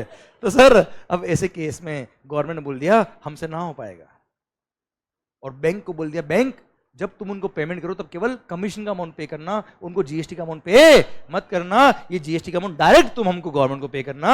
Sir you are recipient, you will be liable to pay tax in this case under reverse charge mechanism. और सर वहां पे भी आरसीएम लगा रखा है बेटा। सो इस तरह के रीजन है कुछ यार, हर इंडस्ट्री स्पेसिफिक कुछ रीजन है जिनको आइडेंटिफाई करके, जहां सप्लायर से टैक्स लेना वाज वेरी डिफिकल्ट प्रैक्टिकली, वहां पे गवर्नमेंट ने क्या लगा दिया? रिवर्स चार्ज मैकेनिज्म, और वहां रेसिपिएंट लायबल होगा। अब वो list of goods, list of services में अभी नहीं पढ़ा रहा, वो मेरा अभी टॉपिक नहीं है, वो अपना चैप्टर आएगा तब बात करेंगे। मैंने आपको आइडिया दिया बच्चों, हाँ है ना भाई? इनफैक्ट अभी आपको रिकवरी एजेंट वाला भी याद करने की जरूरत नहीं है, आगे चैप्टर आएगा तब बात करेंगे। मैंने लॉजिक समझाने की कोशिश करी कि व्हाई इट इज देयर बेटा, हाँ है ना भाई? शायद लॉजिक आपको समझ में आ गया। पक्का बच्चों? क्या होता है बच्चों, जब तक लॉजिक क्लियर नहीं होगा ना तो आपको बात डाइजेस्ट नहीं होगी। डाइजेस्ट नहीं होगी तो बात यहीं तक रहेगी बेटा, फिर उसको याद करना पड़ेगा, बार बार वोकल करना पड़ेगा। पर बात अगर दिल में घुस गई, खत्म, फिर याद नहीं करना पड़ेगा आपको, फिर अपना आप आपको पॉइंट आएगा बेटा, हाँ है ना भाई? क्लियर? चलिए सरकार, सो इन केस ऑफ जीएसटी, क्या बोला sir? In case of GST section number 9 sub section number 4। Bore तो नहीं हो रहे हो? नींद तो नहीं आ रही है? हाँ सेक्शन नंबर, अच्छा हम फालतू बातें तो नहीं कर रहे हैं, कंटेंट की बात कर रहे हैं ना सर? बस ओके सर, ध्यान देना बच्चों, कंटेंट सॉलिड होना चाहिए बेटा अपना। और मेरे एग्जांपल इतने अच्छे आएंगे, आपके पॉइंट समझ में आएंगे सर, इसलिए अपना वो टाइम भी कम लगता है बच्चों। अब रिकवरी एजेंट वाला कैसे दिल में घुसा आपके पॉइंट? डॉन और कौन वाला एग्जाम्पल कैसे समझ में? हंसी भी आ गई बेटा इसके अंदर, आपको हंसी भी आ गई और समझ में भी आ गया बेटा, समझे? बस पॉइंट क्या है बच्चों, दिल में उतरनी चाहिए बात। और मुझे पता है कौन सा एग्जाम्पल लूंगा तो आपको हंसी आएगी और कौन सा एग्जाम्पल से आपको समझ में आएगा, तो मैं वही एग्जाम्पल बोलता हूँ बेटा आपके लिए, समझे? अच्छा 15 सर्विसेज है, मैं चाहूँ तो दूसरे एग्जाम्पल भी ले सकता हूँ, पर मुझे पता है मैं बोलूंगा आप कंफ्यूज होंगे, हो क्या रहा है अभी, क्योंकि this is not the right time, अभी जीएसटी शुरू हुआ है, मैं वो एग्जाम्पल आपको नहीं दे सकता अभी, तो मैंने वो एग्जाम्पल दी ही नहीं आपको सर। वो कब दूंगा? जब चैप्टर 7 आएगा, तब आपका माइंड मैच्योर हो चुका होगा, तब आपको जल्दी समझ में आएगा उस टाइम पे। So timing is very much important, इसलिए आप बात को सुनिए, मस्त होकर समझिए, चीजें इतनी सुंदरता से आपके दिल में बैठेगी, आपको रिवाइज करने में मजा आएगा सर। ओके इसलिए कॉन्सेंट्रेशन से बात सुनिए, चढ़ती शराब से नहीं चढ़ती माहौल से है। Section number 9 sub section number 4। Government के पास पावर है, अगेन डेलीगेटेड पावर। अच्छा, एक कौशिक का क्वेश्चन है कि अगर रिवर्स चार्ज में रेसिपिएंट को लायबिलिटी आएगी अंडर रिवर्स चार्ज बेटा जीएसटी पे करने की, तो क्या उसको रजिस्ट्रेशन कराना पड़ेगा? मेरे को आज नहीं आता बेटा, ठीक है, मैं याद करके नहीं। अरे हाँ रे भाई, section number 24 sub section number close number 8 में लिखा है कि उसको रजिस्ट्रेशन, क्लोज नंबर 3 में कि उसको रजिस्ट्रेशन कराना कंपलसरी, पर वो टॉपिक मेरा अभी नहीं है बेटा, अभी उसको टैक्स पे करना है। पर yes your question was valid, registration कराना है उसको, ओके पर अभी मेरा टॉपिक वो नहीं है, मैं आपको अभी नहीं बता सकता उसके लिए बेटा। ओके चलिए सरकार सुनना बात को ध्यान से। Section number 9 sub section number 4 क्या बोलता है बेटा कि गवर्नमेंट के पास पावर है, that on delegate power on the recommendation of the GST council they can notify certain goods or service or both, कि उन नोटिफाइड गुड्स और सर्विस और बोथ को अगर परचेज किया है, उधर छोड़ दो एक बार के लिए, एक बार वर्ड्स या फिट करो फिर मैं बता दूंगा आपको। पता है एक चीज और, चलो लाइफ में पता है सबसे ज्यादा इंपॉर्टेंट क्या है पढ़ाई करते वक्त? विजन। क्योंकि एग्जाम से पहले आप क्या करते हो? Revision. Reading is from eyes, vision is from mind. Reading is from eyes, vision is from mind. अगर आपके हर टॉपिक का मैंने विजन तैयार कर दिया तो रिवीजन अपने आप होगा बेटा। तो इसलिए मैं कह रहा हूं रीडिंग पे ध्यान मत दो बेटा, रीडिंग में करा दूंगा आपको, राइटिंग में करा दूंगा आपको सर, वो सब छोड़ दो, आप तो विजन तैयार करो। नोट्स मैंने लिखे हुए, मैंने आपके लिए मेन बुक बना रखी है, मैंने आपके लिए समरी बुक बना रखी है, मैंने आपके लिए चार्ट बना रखे, इतने सुंदर बना रखे, आपको कोई नोट्स की जरूरत नहीं सर, कोई नोट्स की जरूरत ही नहीं सर आपको। उनको पढ़ोगे आपको लगेगा ये क्या है यार, कोई नोट्स की जरूरत ही नहीं सर आपको, ठीक है। पर फिर भी नोट्स भी मैंने आपको शेयर कर रखा बेटा। पर आप हर टॉपिक का इतना शानदार विजन तैयार कर दो कि जैसे ही मैं बोलूं आरसीएम दिमाग में आया डॉन, जैसे ही मैं आपको बोल दूं आरसीएम दिमाग में आया रिकवरी एजेंट, वसूली भाई आ जाना चाहिए सर दिमाग में, और लॉजिक समझ में आना चाहिए सर आपको। समझे मेरी बात? घूम लो और झूम लो मजाक मस्ती की बात थी, पर इसके साथ में मैंने पढ़ा भी दिया सर आपको, मैंने कोई फालतू एग्जांपल नहीं लिया है, काम के लिया एग्जांपल भी, समझे? आप मस्त होके सुनिए सर, मैं आपका हर टॉपिक टिप्स पे ले आऊंगा सर। सर मेरा पॉइंट आपसे ये है कि गवर्नमेंट के पास पावर है, अभी रीड मत करना सर, इधर ध्यान देना बेटा, क्योंकि कौन सा वर्ड कब बोलना मुझे पता है बेटा, प्लीज सर। गवर्नमेंट के पास पावर है that on the recommendation of the GST council they can notify certain goods और सर्विस और बोथ, कि ये कुछ गुड्स है साहब, अगर इन गुड्स को आपने या इन सर्विसेज को आपने अनरजिस्टर्ड पर्सन से परचेज किया, किससे परचेज किया बेटा? किससे परचेज किया है? जो जीएसटी में रजिस्टर्ड नहीं है उससे परचेज किया। और किसने परचेज किया? नोटिफाइड कैटेगरी रजिस्टर्ड पर्सन ने। सारे रजिस्टर्ड नहीं बोला बेटा, सारे रजिस्टर्ड नहीं, उसमें से भी कुछ नोटिफाइड लोग को सेलेक्ट किया गवर्नमेंट ने, कि अगर आपने, और उसमें एक ही नोटिफाइड है, बोल दूं क्या? बिल्डर। किसने परचेज किया? तो बिल्डर ने। अगर notified category of registered person ने, मतलब बिल्डर ने अनरजिस्टर्ड पर्सन से, किससे बेटा? कुछ नोटिफाइड गुड्स और सर्विस और बोथ अगर परचेज किया है, तो ऐसे केस में किससे परचेज किया? वो तो जीएसटी में रजिस्टर्ड ही नहीं है बेटा, सप्लायर। सप्लायर तो जीएसटी में रजिस्टर्ड नहीं, वो कैसे टैक्स पे करेगा यार? पर बिल्डर तो बड़ा आदमी ना यार, वो बिल्डर तू टैक्स पे करेगा। क्या बोल दिया? रिवर्स चार्ज मैकेनिज्म में वो रेसिपिएंट है बेटा, that builder will be liable to pay GST to the government directly under RCM बेटा। हाँ है ना भाई? एग्जांपल क्या पता है? सीमेंट। अरे खाई होगी ना? नहीं खाई बेटा आपने? क्लियर? देखी तो होगी बेटा। हाँ है ना भाई? वो सीमेंट अगर बिल्डर परचेज करता है किससे? अनरजिस्टर्ड पर्सन से, तो ऐसे केस में रिवर्स चार्ज मैकेनिज्म लगता है और बिल्डर लायबल होगा टैक्स पे करने के लिए बेटा। बोलो यस सर। वापस से बोल देता बेटा मैं। अच्छा, cement is one of the example.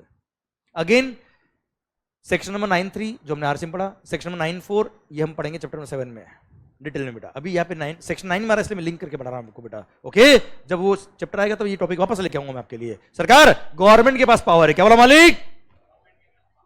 कि on the recommendation of the GST council they can notify certain goods और सर्विसेज और बोथ, और वो नोटिफाइड गुड्स और सर्विस और बोथ किसने परचेज किया है? किसने परचेज किया है? Notified category of registered person ने, और एट प्रेजेंट वो कौन है? बिल्डर। और किससे परचेज किया? अनरजिस्टर्ड से। देख, रजिस्टर्ड से परचेज किया तो वो खुद टैक्स पे कर देगा रे। हाँ है ना, अनरजिस्टर्ड कैटेगरी ऑफ पर्सन से परचेज किया तो ऐसे केस में वो रेसिपिएंट जो रजिस्टर्ड जीएसटी में जो नोटिफाइड है वो टैक्स पे करेगा to the government directly under reverse charge mechanism and all the provisions of the act will apply on recipient as if recipient is the person liable to pay GST to the government directly. हाँ है ना भाई, अरे clear, समझे मेरी बात? Done. इसको भी अगेन क्या बोलते हैं बेटा?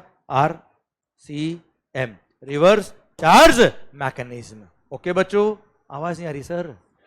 अगेन ये सेक्शंस में डिटेल में पढ़ूंगा कब? चैप्टर 7 के टाइम बेटा, ठीक है मालिक? पर अभी सेक्शन 9 मारा था इसलिए मैंने लिंक करने के लिए आपको पढ़ाया। आइए section number 9 sub section number 5। ओला उबर नाम सुना आपने बेटा? खाना खाया? खाना खाया? स्विगी जोमेटो से कभी मंगाया? वो सब इसमें कवर होता है बेटा। ओके, दिल थाम के सुनेगा बेटा आप। सेक्शन नंबर 9 सब सेक्शन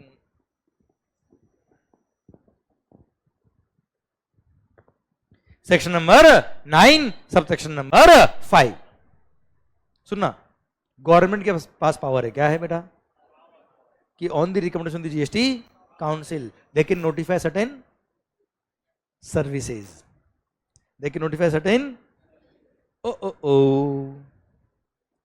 यहां गुड्स नहीं है, ओनली वो भी सारी नहीं है, केवल नोटिफाइड सर्विसेज है। 5 सर्विस है, बाद में बताऊंगा मैं आपको बेटा, अभी नहीं, ठीक है? बाद में कब? चैप्टर 7 में 9.3, 9.4, 9.5 तीनों चैप्टर 7 में पढ़ेंगे डिटेल के अंदर। पर अभी मैं बेसिक कॉन्सेप्ट को समझाऊंगा, मस्त वाला, शानदार माहौल वाला। सुनो ध्यान से भाई, सेक्शन नंबर 9 सब सेक्शन 5 कहता है क्या? गवर्नमेंट के पास पावर है that on the recommendation of the GST council they can notify certain services और नॉन नोटिफाइड सर्विसेज को अगर आपने इलेक्ट्रॉनिक कॉमर्स ऑपरेटर के थ्रू सप्लाई किया,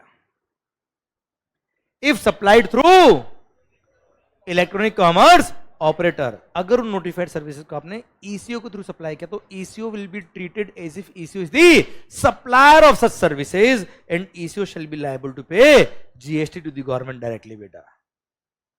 and ECO shall be treated as if ECO is the supplier of such services. As if ECO is the supplier of such services. Yes or no? Yes or no?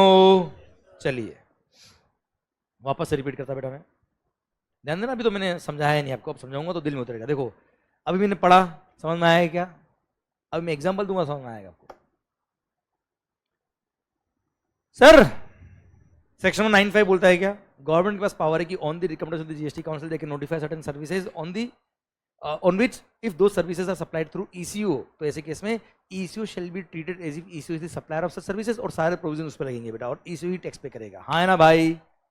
ये मैंने बोल दिया वापस से बेटा, sir उससे कोई मजा नहीं आता है सर जीवन में। एग्जाम्पल दूंगा, माहौल ही माहौल बेटा, पढ़ ले क्या? एग्जाम्पल बोलू क्या? ध्यान इधर, मान लो मैं हाँ वाइम सर सैंडविच बनाता हूं बेटा मैं, वाइम सैंडविच, वाइम पानी पूरी सर, वाइम पान, हाँ वाइम पान विद तंबाकू बेटा सर 320-421 है ना बेटा? ये देखो बेटा ये है छुपे भी सर 120 300 बेटा, ये देखो, समझ रहे हो मेरी बात बेटा? ऐसे सच्चाई बात आई थी बेटा सारी। तो मालिक सुनना बात को ध्यान से, सर मैं सैंडविच बनाता हूं बेटा, पानीपुरी की स्टॉल है बेटा नीचे, मेरा टर्नओवर 20 लाख रुपए से कम है बच्चों। हाँ है ना बेटा? I am not registered in GST बेटा एट ऑल, यस या नो? पर स्विगी जोमेटो पे लिस्टेड है मंगल, मंगल मतलब पानीपुरी ऑफ मंगल है ना बेटा सर? अब मेरा पॉइंट आपसे ये कि सरकार, सर आपने स्विगी जोमेटो के थ्रू पानीपुरी ऑर्डर करी, आपने स्विगी जोमेटो के थ्रू सैंडविच ऑर्डर किया, खाना ऑर्डर किया बच्चों, तो ऐसे केस में this service is notified under section 9.5, restaurant is covered under section 9.5 बेटा। क्लियर? स्विगी से अगर आपने ऑर्डर किया है तो sir Swiggy is the electronic commerce operator बेटा, गवर्नमेंट ने रेस्टोरेंट सर्विस को नोटिफाई भी किया हुआ बेटा। अगर वो नोटिफाइड सर्विस मैंने ईसीओ के थ्रू प्रोवाइड करी है तो ECO will be treated as if ECO is the supplier of such services. तो बताओ जीएसटी में टैक्स पे करने के लिए लायबल कौन होता है बेटा? सप्लायर लायबल होता है बेटा। Who is supplier in this case? ECO will be treated as if ECO is the supplier of such services और ECO पे ही सारे प्रोविजन अप्लाई होंगे, ECO ही टैक्स पे करने के लिए लायबल होगा बेटा। हाँ है ना भाई? तो इस रेस्टोरेंट सर्विस पे टैक्स कौन पे करेगा? इस रेस्टोरेंट सर्विस पे टैक्स कौन पे करेगा? ECO स्विगी टैक्स पे करेगा इन दिस केस बेटा। यस या नो? एक्चुअली देखा जाए, एक्चुअली सर्विस सप्लायर कौन? मंगल रेस्टोरेंट वाला बेटा। एक्चुअली सर्विस रेसिपिएंट कौन? जिसने खाना ऑर्डर किया बेटा। हाँ है ना सर? ECO क्या है? वो तो केवल एक एग्रीगेटर है बेटा, जिसने सारे सप्लायर्स और सारे रेसिपिएंट्स को एक जगह एग्रीगेट कर दिया, इकट्ठा कर दिया बेटा उसने। हाँ है ना बेटा? क्लियर? वो एक्चुअली एक प्लेटफॉर्म है जिसने फैसिलिटेट किया है इस ट्रांजेक्शन को बच्चे। वो एक्चुअली सप्लाई नहीं कर रहा। पर सर उस पानीपुरी वाले से क्या जीएसटी ले पाएगा गवर्नमेंट? इसलिए गवर्नमेंट ने बोल दिया कि कोई बात नहीं, इसको हटा साइड में, स्विगी तू टैक्स पे करेगा एंड सारे प्रोविजन स्विगी पे लगेंगे बेटा। बोलो यस सर? हाँ है ना भाई? ECO will be treated as if ECO is the supplier. Second example Ola Uber बेटा। इधर ध्यान, मान लो सर प्रेस्टीज पॉइंट से पुणे, प्रेस्टीज पॉइंट शुक्रवार पेट से, मान लो आपको कहा जाना बेटा बुधवार पेट बेटा। सर तो बुधवार पेट कोई काम होगा बेटा? इसको हवाला का है, उधर से होता है बुधवार पेट से हवाला होता है। ओके, और सारसबाग इधर पास में बेटा, इधर ही है बेटा, है ना? और जो पीछे वाला एरिया है सारसबाग, समझ रहा हूं मैं आपकी बात, है ना बेटा? ओके, सीसीटीवी इधर बेटा। अच्छा, ओ वाह, ओके ओके, हाँ समझ गया मैं आपकी बात। वो समझ गया, मूवी थिएटर में लास्ट में कोने वाली सीट होती है ना बेटा, जिसमें बीच में वो डिवाइडर नहीं होता बेटा। नहीं हाँ मतलब आपको कैसे बता रहे सर? इधर मेरे को सब पता है बेटा। सर सुनना, इधर ध्यान, मान लो इधर क्या बोल रहा था मैं तो वो रेस्टोरेंट में तो वो थिएटर पहुंच गया बेटा। आपको कैसे पता? मेरे को सब पता है, मैंने सब काम किया बेटा। इधर ध्यान दो सर, इधर हाँ, लेक्चर के बाद मेरा काम क्या है बेटा? सर मान लो यहां से आपको जाना है शिवाजी नगर बेटा, ठीक है सर? शुक्रवार पेट से आपको शिवाजी नगर जाना है। आपने ओला ऐप से टैक्सी बुक की, मैं मान लो कौन हूं? टैक्सी वाला बेटा।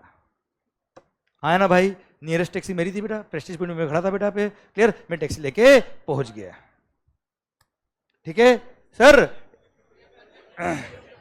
हाँ रेंटेड कार है बेटा सर, 2 दिन के लिए फोटो खिंचाने के लिए थी बेटा। सर सुनना, तो मालिक मैं टैक्सी लेके पहुंच गया, आपको पिक किया मैंने यहां से और आपको ड्रॉप किया आपकी लोकेशन पे बेटा। मान लो फेयर बना कितना? ₹700 बेटा, है क्या? नहीं तुमको तुमको BMW की वैल्यू बेटा, मेरी वैल्यू नहीं, ड्राइवर कौन है देखो। उससे अच्छे मेट्रो से बेटा, depends on person to person. Sir इधर ध्यान दो। तो सर शिवाजी नगर बेटा, तो मालिक यहां से शिवाजी नगर में आपको ड्रॉप किया, ₹700 मान लो क्या था बेटा? फेयर। सुनना, एक्चुअली सर्विस सप्लाई किसने करी बेटा आपको? ट्रक क्या? वो तेरे को देखा ना बेटा, ट्रक याद आ गया बेटा। सर अरे ऐसे ही चलता है, रिलेवेंस होता है बेटा, यहाँ पे होता था क्या? सर सुनना, तो मालिक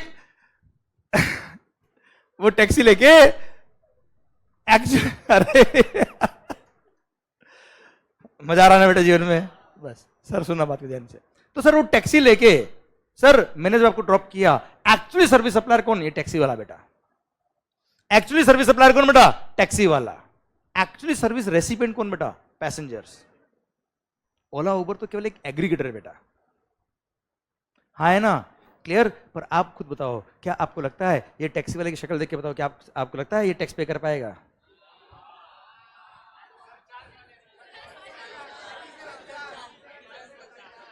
आपको ऐसा लगता है बेटा सर?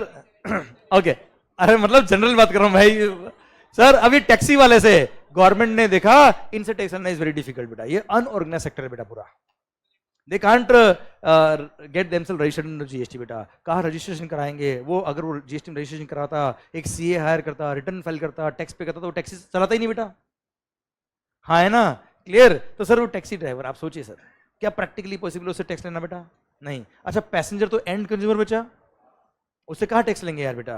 पर वो ओला उबर तो बड़े आदमी ना यार, बोल दिया क्या भाई साहब, you will be treated as if you are the supplier of such services, और सारे प्रोविजंस आप पे लगेंगे, टैक्स भी आपको पे करना है बेटा। हाँ है ना भाई? अरे क्लियर, समझे मेरी बात? डन। और ऐसे केस में टैक्स की लायबिलिटी उनको पे करना पड़ेगा। तो बताओ सर यहां टैक्स कौन पे कर रहा है? ओला उबर वाले एग्जांपल में कौन टैक्स पे कर रहा है? Who is the recipient of service? Who is the recipient of service? For the purpose of this provision, for the purpose of this provision, who is the supplier of service? Ola Uber. तो who is paying tax? Ola Uber. तो बताओ इसको reverse charge बोलेंगे कि forward charge बोलेंगे बेटा? Reverse charge कब बोलते हैं बेटा? जब रेसिपिएंट लायबल होता है। इसमें कौन लायबल है? इसमें कौन लायबल है? सप्लायर लायबल है। उस ईसीओ को मान लिया as if ECO is the supplier of such services, इसलिए इसको क्या बोलेंगे बेटा? Forward charge mechanism. मजा आया कि नहीं आया सर? लगभग 6 साल हो गए जीएसटी को आए हुए, 8 साल हो गए सर। 90% लोग अभी भी इसको रिवर्स समझते हैं बेटा, 95 को। समझे मेरी बात बच्चों? क्लियर? क्योंकि वो याद क्या है सर लोगों ने? हाँ है ना भाई? याद क्या है? आरसीएम है। आरसीएम नहीं है यार, कोई और पर्सन टैक्स पे कर रहा है डजंट मीन कि वो रेसिपिएंट है। ECO will be treated as if ECO is the supplier of such services. ECO अपनी जब रिटर्न फाइल करेगा ना उसमें उसको सेल दिखाएगा, ये परचेज नहीं दिखाएगा। रे ईसीओ का सेल है क्या? परचेज है क्या? ये उसका आउटवर्ड सप्लाई माना जाएगा, उसका इनवर्ड सप्लाई नहीं है बेटा ये। हाँ है ना भाई? क्लियर? समझे मेरी बात? इसलिए इसको फॉरवर्ड चार्ज मैकेनिज्म बोलते हैं। भारत माता की जय। और हाँ ईसीओ तुमको टैक्स पे करना है, और हाँ सुनो तुमको टैक्स पे करना है, और हाँ तुमको ही टैक्स पे करना है। मतलब 3 पॉइंट बोले आगे और ईसीओ के लिए कि अगर ईसीओ का फिजिकल प्रेजेंस इंडिया में नहीं है तो ऐसे केस में उसका रिप्रेजेंटेटिव ऑफिस जो इंडिया में वो टैक्स पे करेगा। देख अगर फिजिकल प्रेजेंस है तो वो टैक्स पे कर देगा, फर्स्ट पॉइंट। नहीं है तो उसका रिप्रेजेंटेटिव ऑफिस जो इंडिया में वो टैक्स पे करेगा, और वो भी नहीं है तो they will have to appoint a person in India who will pay tax on their behalf. मतलब पे तो उनको ही करना पड़ेगा, इसकी शक्ल देख लो, इससे ना हो पाएगा। हाँ है ना सर? क्लियर? ये सब बातें डिटेल में हम पढ़ने वाले चैप्टर नंबर 7 में, पर मैंने आपको यहां बैकग्राउंड तैयार करके दे दिया बच्चों। यस या नो? मजा आया कि नहीं आया भाई? पक्का? डन। तो इन केस ऑफ जीएसटी क्या बोला सर? सर सेक्शन 9(1) समझ में आया बेटा? Charging section. 9(2) बोलता है क्या? 5 गुड्स जिसपे जीएसटी अभी नहीं लगता बेटा, पेट्रोलियम वाले गुड्स। 9(3) आरसीएम। 9(4) बिल्डर वाला आरसीएम बेटा। सर 9(5) ओला उबर और स्विगी वाला एग्जाम्पल बेटा। यस या नो? समझे? इसमें ओयो रूम भी कवर होते बेटा sir in case of section number 9(5) बेटा। हाँ है ना भाई? क्लियर? goibo.com, makeMyTrip.com ये सब भी इसमें कवर होते हैं बेटा, होटल अकोमोडेशन कुल मिला के। ठीक है? पर वो लिस्ट ऑफ सर्विसेज हम पढ़ेंगे बाद में। This is only for notified services, not for goods. मैंने अमेजोन का एग्जांपल नहीं दिया बेटा यहाँ पे, फ्लिपकार्ट का एग्जांपल नहीं दिया मैंने आपको। क्यों? उनके केस में ये 9(5) नहीं लगता बेटा, ये केवल नोटिफाइड सर्विसेज में लगता है बच्चों। क्लियर? डन। बात समझ में आई कि नहीं आई बेटा? आवाज नहीं आ रही हुई? यह लिख दूं क्या? एग्जाम्पल स्विगी और ओला। ठीक है ना? 2 अलग अलग कैटेगरी के नाम लिख दिए तो ध्यान रहेगा बेटा आपको। ओके मालिक? क्लियर? डन। तो sir in case of GST ये सेक्शन नंबर 9 खत्म होता है। अब ये था आपका क्या? चार्जिंग सेक्शन, जो मैंने आपको समझाया बेटो। हाँ एक चीज ध्यान रखना, जो सेक्शन नंबर 9 है CGST एक्ट का, अगर मैं SGST एक्ट की बात करूं, किसकी बात करूं बेटा मैं? तो वहां section number, sub section number सब कुछ सेम बेटा। क्लियर? अब मैं बात करूंगा किसकी? IGST एक्ट की। खास बात पता है सर, जो सेक्शन नंबर 9 यहां पर है वो सेक्शन नंबर 5 वहां पर है। कौन सा? Charging section. Section number 5 sub section 1। इधर ध्यान, बोल दे क्या बेटा पूरा? चार्जिंग सेक्शन IGST एक्ट का बेटा। मैं पूरा बोल रहा हूं तो उससे 9 भी रिवाइज हो जाएगा, ये भी समझ में आ जाएगा बच्चों। तो section number 5 sub section number 1 IGST will be levied. क्या बोला sir? On inter state supply. Inter IGST will be levied on interstate supply of what? Goods or service or both, except alcohol liquor for human consumption, undenatured extra neutral alcohol or rectified spirits at the rate notified by the government on the recommendation of the GST council, but not more than 40%. क्यों? IGST is sum total of CGST and SGST. है ना? Very good. Not more than 40% of value of goods or service or both, and it shall be payable by a taxable. आया मजा? 5(2) बोलता है क्या? वो 5 goods ज्यादा ही बेटा आपको। पर उससे पहले एक बात हो, चलो पहले ये बोल देता हूँ। 5(2) बोलता है क्या? वो 5 goods, petroleum crude, high speed diesel, motor spirit common known as petrol, motor aviation turbine fuel और नेचुरल गैस, इन पे जीएसटी लगेगा, but from a date to be notified by the government on the recommendation of the GST council, जब तक notify नहीं हुआ। तो at present ये 6 गुड्स क्या हो गई? नॉन टैक्सेबल सप्लाई बेटा। हाँ है ना मालिक?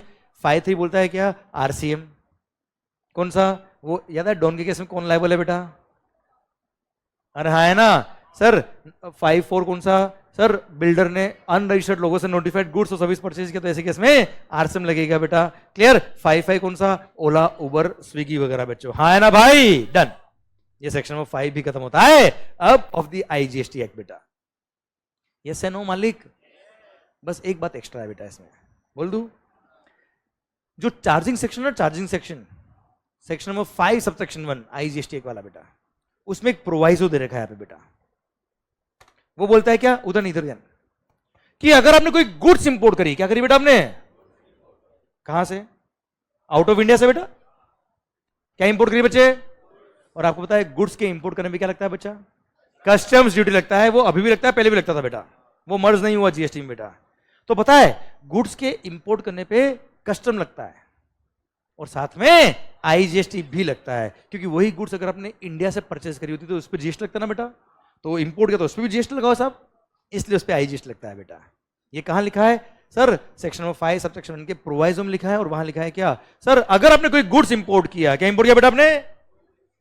तो at the time of charging custom duty, at the time of, तो along with the custom duty IGST भी उस पर चार्ज होगा, IGST भी पे करना पड़ेगा as per provisions of customs act बेटा। हाँ है ना? कस्टम क्लियरेंस जब होगा तब कस्टम के साथ में आपको IGST भी पे करना पड़ेगा बच्चों। क्लियर? तब जाके कस्टम क्लियरेंस होगा, वरना कस्टम वाले गुड्स को नहीं छोड़ेंगे बेटा। ओके मालिक? डन। ठीक है। पर एक गुड्स अगर उसको आपने इंपोर्ट किया है तो उस पर कस्टम नहीं लगता, पर IGST लगेगा। स्टार मार्क क्या हो ना बेटा?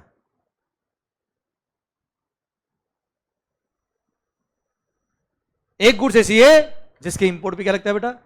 IGST लगता है, पर कस्टम नहीं लगता है। पता है क्या? बोल दूं क्या? जंगली रमी पे आओ ना महाराज। हाँ sir, online money gaming etcetera बेटा, याद आया बेटा आपको? इनको बोलते हैं स्पेसिफाइड एक्शनेबल क्लेम्स। क्या बोलते हैं बेटा इनको? इसके बारे में डिटेल में बात करेंगे हम आगे बेटा। अगर हमने आउट ऑफ इंडिया की किसी वेबसाइट से, कहां से बच्चे? आउट ऑफ इंडिया की किसी वेबसाइट से ये गेम खेले बेटा, ऑनलाइन मनी गेमिंग, तो इनको गुड्स की डेफिनेशन डाला गया है बेटा। क्या मानते बेटा इसको? तो आउट ऑफ इंडिया की वेबसाइट से अगर आपने कोई ऑनलाइन मनी गेमिंग खेले, कोई सट्टा खेला, जुआ खेला बेटा, तो ये सब इंपोर्ट ऑफ गुड्स की कैटेगरी में आते हैं, पर इस पर कस्टम नहीं लगता, क्योंकि एक्चुअली कोई गुड्स तो आ नहीं रहना इंडिया में यार। कोई कस्टम क्लियरेंस हो रहा है क्या इसमें? पर ये गुड्स तो माने गए अंडर GST बेटा, इसलिए इस पर IGST लगता है, पर कस्टम नहीं लगता बेटा। तो स्पेसिफाइड एक्शनेबल क्लेम के इंपोर्ट पर IGST लगेगा, कस्टम्स नहीं लगेगा। हाँ है ना बच्चों? अरे यहां तक क्लियर है क्या बेटा आपको? पक्का? बोलिए सर। डॉन के केस में कौन लायबल है? कौन? पर कुछ एक्सेप्शन उसमें है, बात करेंगे आगे बेटा। तो जो ऑनलाइन मनी गेमिंग वगैरह होते हैं ना बेटा, जो एंड कंज्यूमर्स है, आप लोग तो टैक्स पे नहीं कर पाएंगे ना यार। तो नॉर्मली डॉन के केस में कौन लायबल होता है? इंपोर्ट ऑफ सर्विस में कौन लायबल होता है? इंपोर्टर। पर कुछ जगह एक्सेप्शन दिए हुए, वहां पे सप्लायर लायबल है बेटा। जैसे ओला उबर है ना बेटा, उबर अगर आउट ऑफ इंडिया तो भी उसको इंडिया में आके रजिस्ट्रेशन कराना पड़ेगा बेटा। वही प्रोविजन इनके भी दे रखे हैं, जो हम पढ़ेंगे आगे जाके, कि इन लोगों को जो आउट ऑफ इंडिया से स्पेसिफाइड एक्सटर्नल क्लेम इंडिया में बेच रहे हैं बेटा, उनको इंडिया में आके रजिस्ट्रेशन कराना कंपलसरी है और टैक्स उनको पे करना पड़ेगा। ठीक है? क्योंकि इसमें रेसिपिएंट कौन है? एंड कंज्यूमर है बच्चों। आप लोग जैसे ऑनलाइन मनी गेमिंग खेल रहे हो, हाँ है ना, सट्टा खेल रहे हो बेटा, जुआ खेल रहे हो आप लोग, आप नहीं खेल रहे हो, मतलब समझो ना मेरी बात को। एंड कंज्यूमर है ना यार, वो कैसे जीएसटी पे करेगा, रजिस्ट्रेशन कराना पड़ेगा उसको, नहीं तो इसलिए वहां पे सप्लायर लायबल है। पर ये टॉपिक अभी मत छेड़ो बेटा आप लोग, मैंने आपको आंसर दिया बेटा, ठीक है।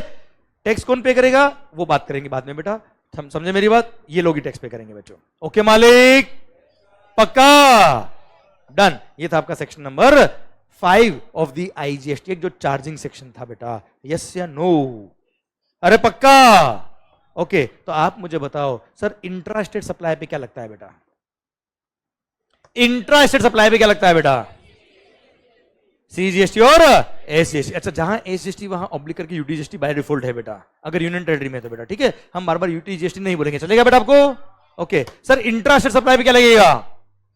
सीजीएसटी और एसजीएसटी। इंटर स्टेट सप्लाई पे क्या लगेगा? यार आप मुझे बताओ, अल्टीमेटली सी और एस हो या आई हो, ये जीएसटी लगता कब है? इंट्रा हो या इंटर हो, लगता कब है? सप्लाई पे। इंटर हो या इंट्रा हो, जीएसटी लेवी कब होगा? सप्लाई। सो ऐसा कौन सा काम आप कर रहे हो हिंदुस्तान में जिसकी वजह से जीएसटी लगता है?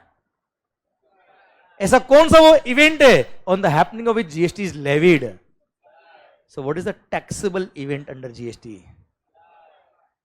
टैक्सेबल इवेंट का मतलब समझते हो बच्चा आप लोग?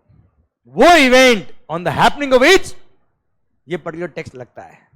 देखिए, इवेंट कौन सा? टैक्स वाला इवेंट। ऐसा कौन सा इवेंट है जिसके होने पे टैक्स लग रहा है? सर, इंट्रा हो या इंटर हो, सीजीएसटी हो, एसजीएसटी हो या आईजीएसटी, अल्टीमेटली जीएसटी लेवी कब होता है बेटा? Supply. So what is the taxable event under GST? आवाज नहीं आ रही। What is the taxable event under GST? अच्छा, टैक्सेबल इवेंट का मतलब क्या होता है बेटा? वो काम जिसके होने पे कोई पर्टिकुलर टैक्स लगता है। बताओ, कस्टम्स के अंदर टैक्सेबल इवेंट क्या होगा? Import of goods and export of goods. बताओ, एक्साइज का टैक्सेबल इवेंट क्या है? एक्साइज का मैन्युफैक्चर ऑफ गुड्स। बताओ, वेट का टैक्सेबल इवेंट क्या है? VAT sale of goods. हाँ है ना भाई, मतलब मैंने आपको कॉन्सेप्ट सिखा दिया टैक्सेबल इवेंट का, सारे एक्ट के आंसर तो आपने मुझे दिए बेटा, समझे मेरी बात? सो सप्लाई होगा तो जीएसटी लगेगा, सप्लाई नहीं होगा जीएसटी नहीं लगेगा, समझे मेरी बात? क्योंकि सर जीएसटी लगता ही कब है? आवाज नहीं आ रही। जीएसटी लगता ही कब है? और सप्लाई वर्ड को बहुत ही शिद्दत से, मोहब्बत से और प्यार से डिफाइन किया किसने? Section number 7।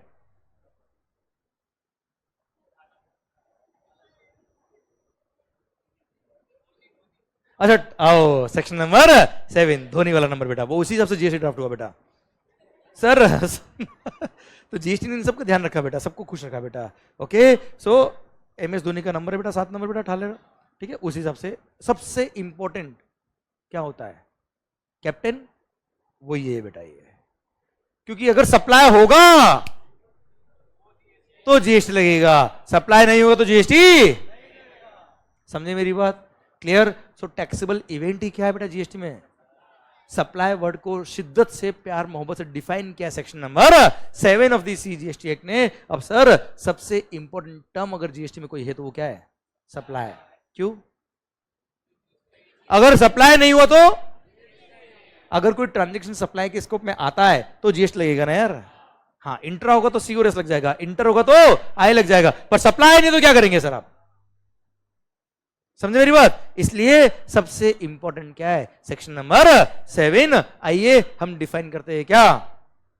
Section number 7 supply की डेफिनेशन को शिद्दत से डिफाइन किया section number 7 sub section number 1। Break चाहिए क्या बेटा आपको? ब्रेक चाहिए क्या अभी आपको? क्लियर? पर यहां तक समझ में आया कि नहीं आया? What is taxable event under GST? आवाज नहीं आ रही। What is taxable event under GST? ठीक है, अभी हमने इस सेशन में क्या पढ़ा सर? जीएसटी को इंट्रोड्यूस किया, जीएसटी पढ़ा, one nation one tax one market क्या होता है हमने पढ़ा बेटा, हाँ है ना? क्लियर? फिर चार्जिंग सेक्शन पे हम आए सेक्शन नंबर 9 पे, सेक्शन नंबर 5 पे इंडिया का हमने डेफिनेशन पढ़ा बच्चों। अरे यहां तक क्लियर है क्या बच्चों आपको? क्लियर? चलिए मिलते हैं ब्रेक के बाद and then will continue with the provision of section number 7। Okay, thank you so much. I hope you are getting the entire point. अरे क्लियर? पक्का? Done. Thank you so much. मिलते हैं break के बाद। Bye bye.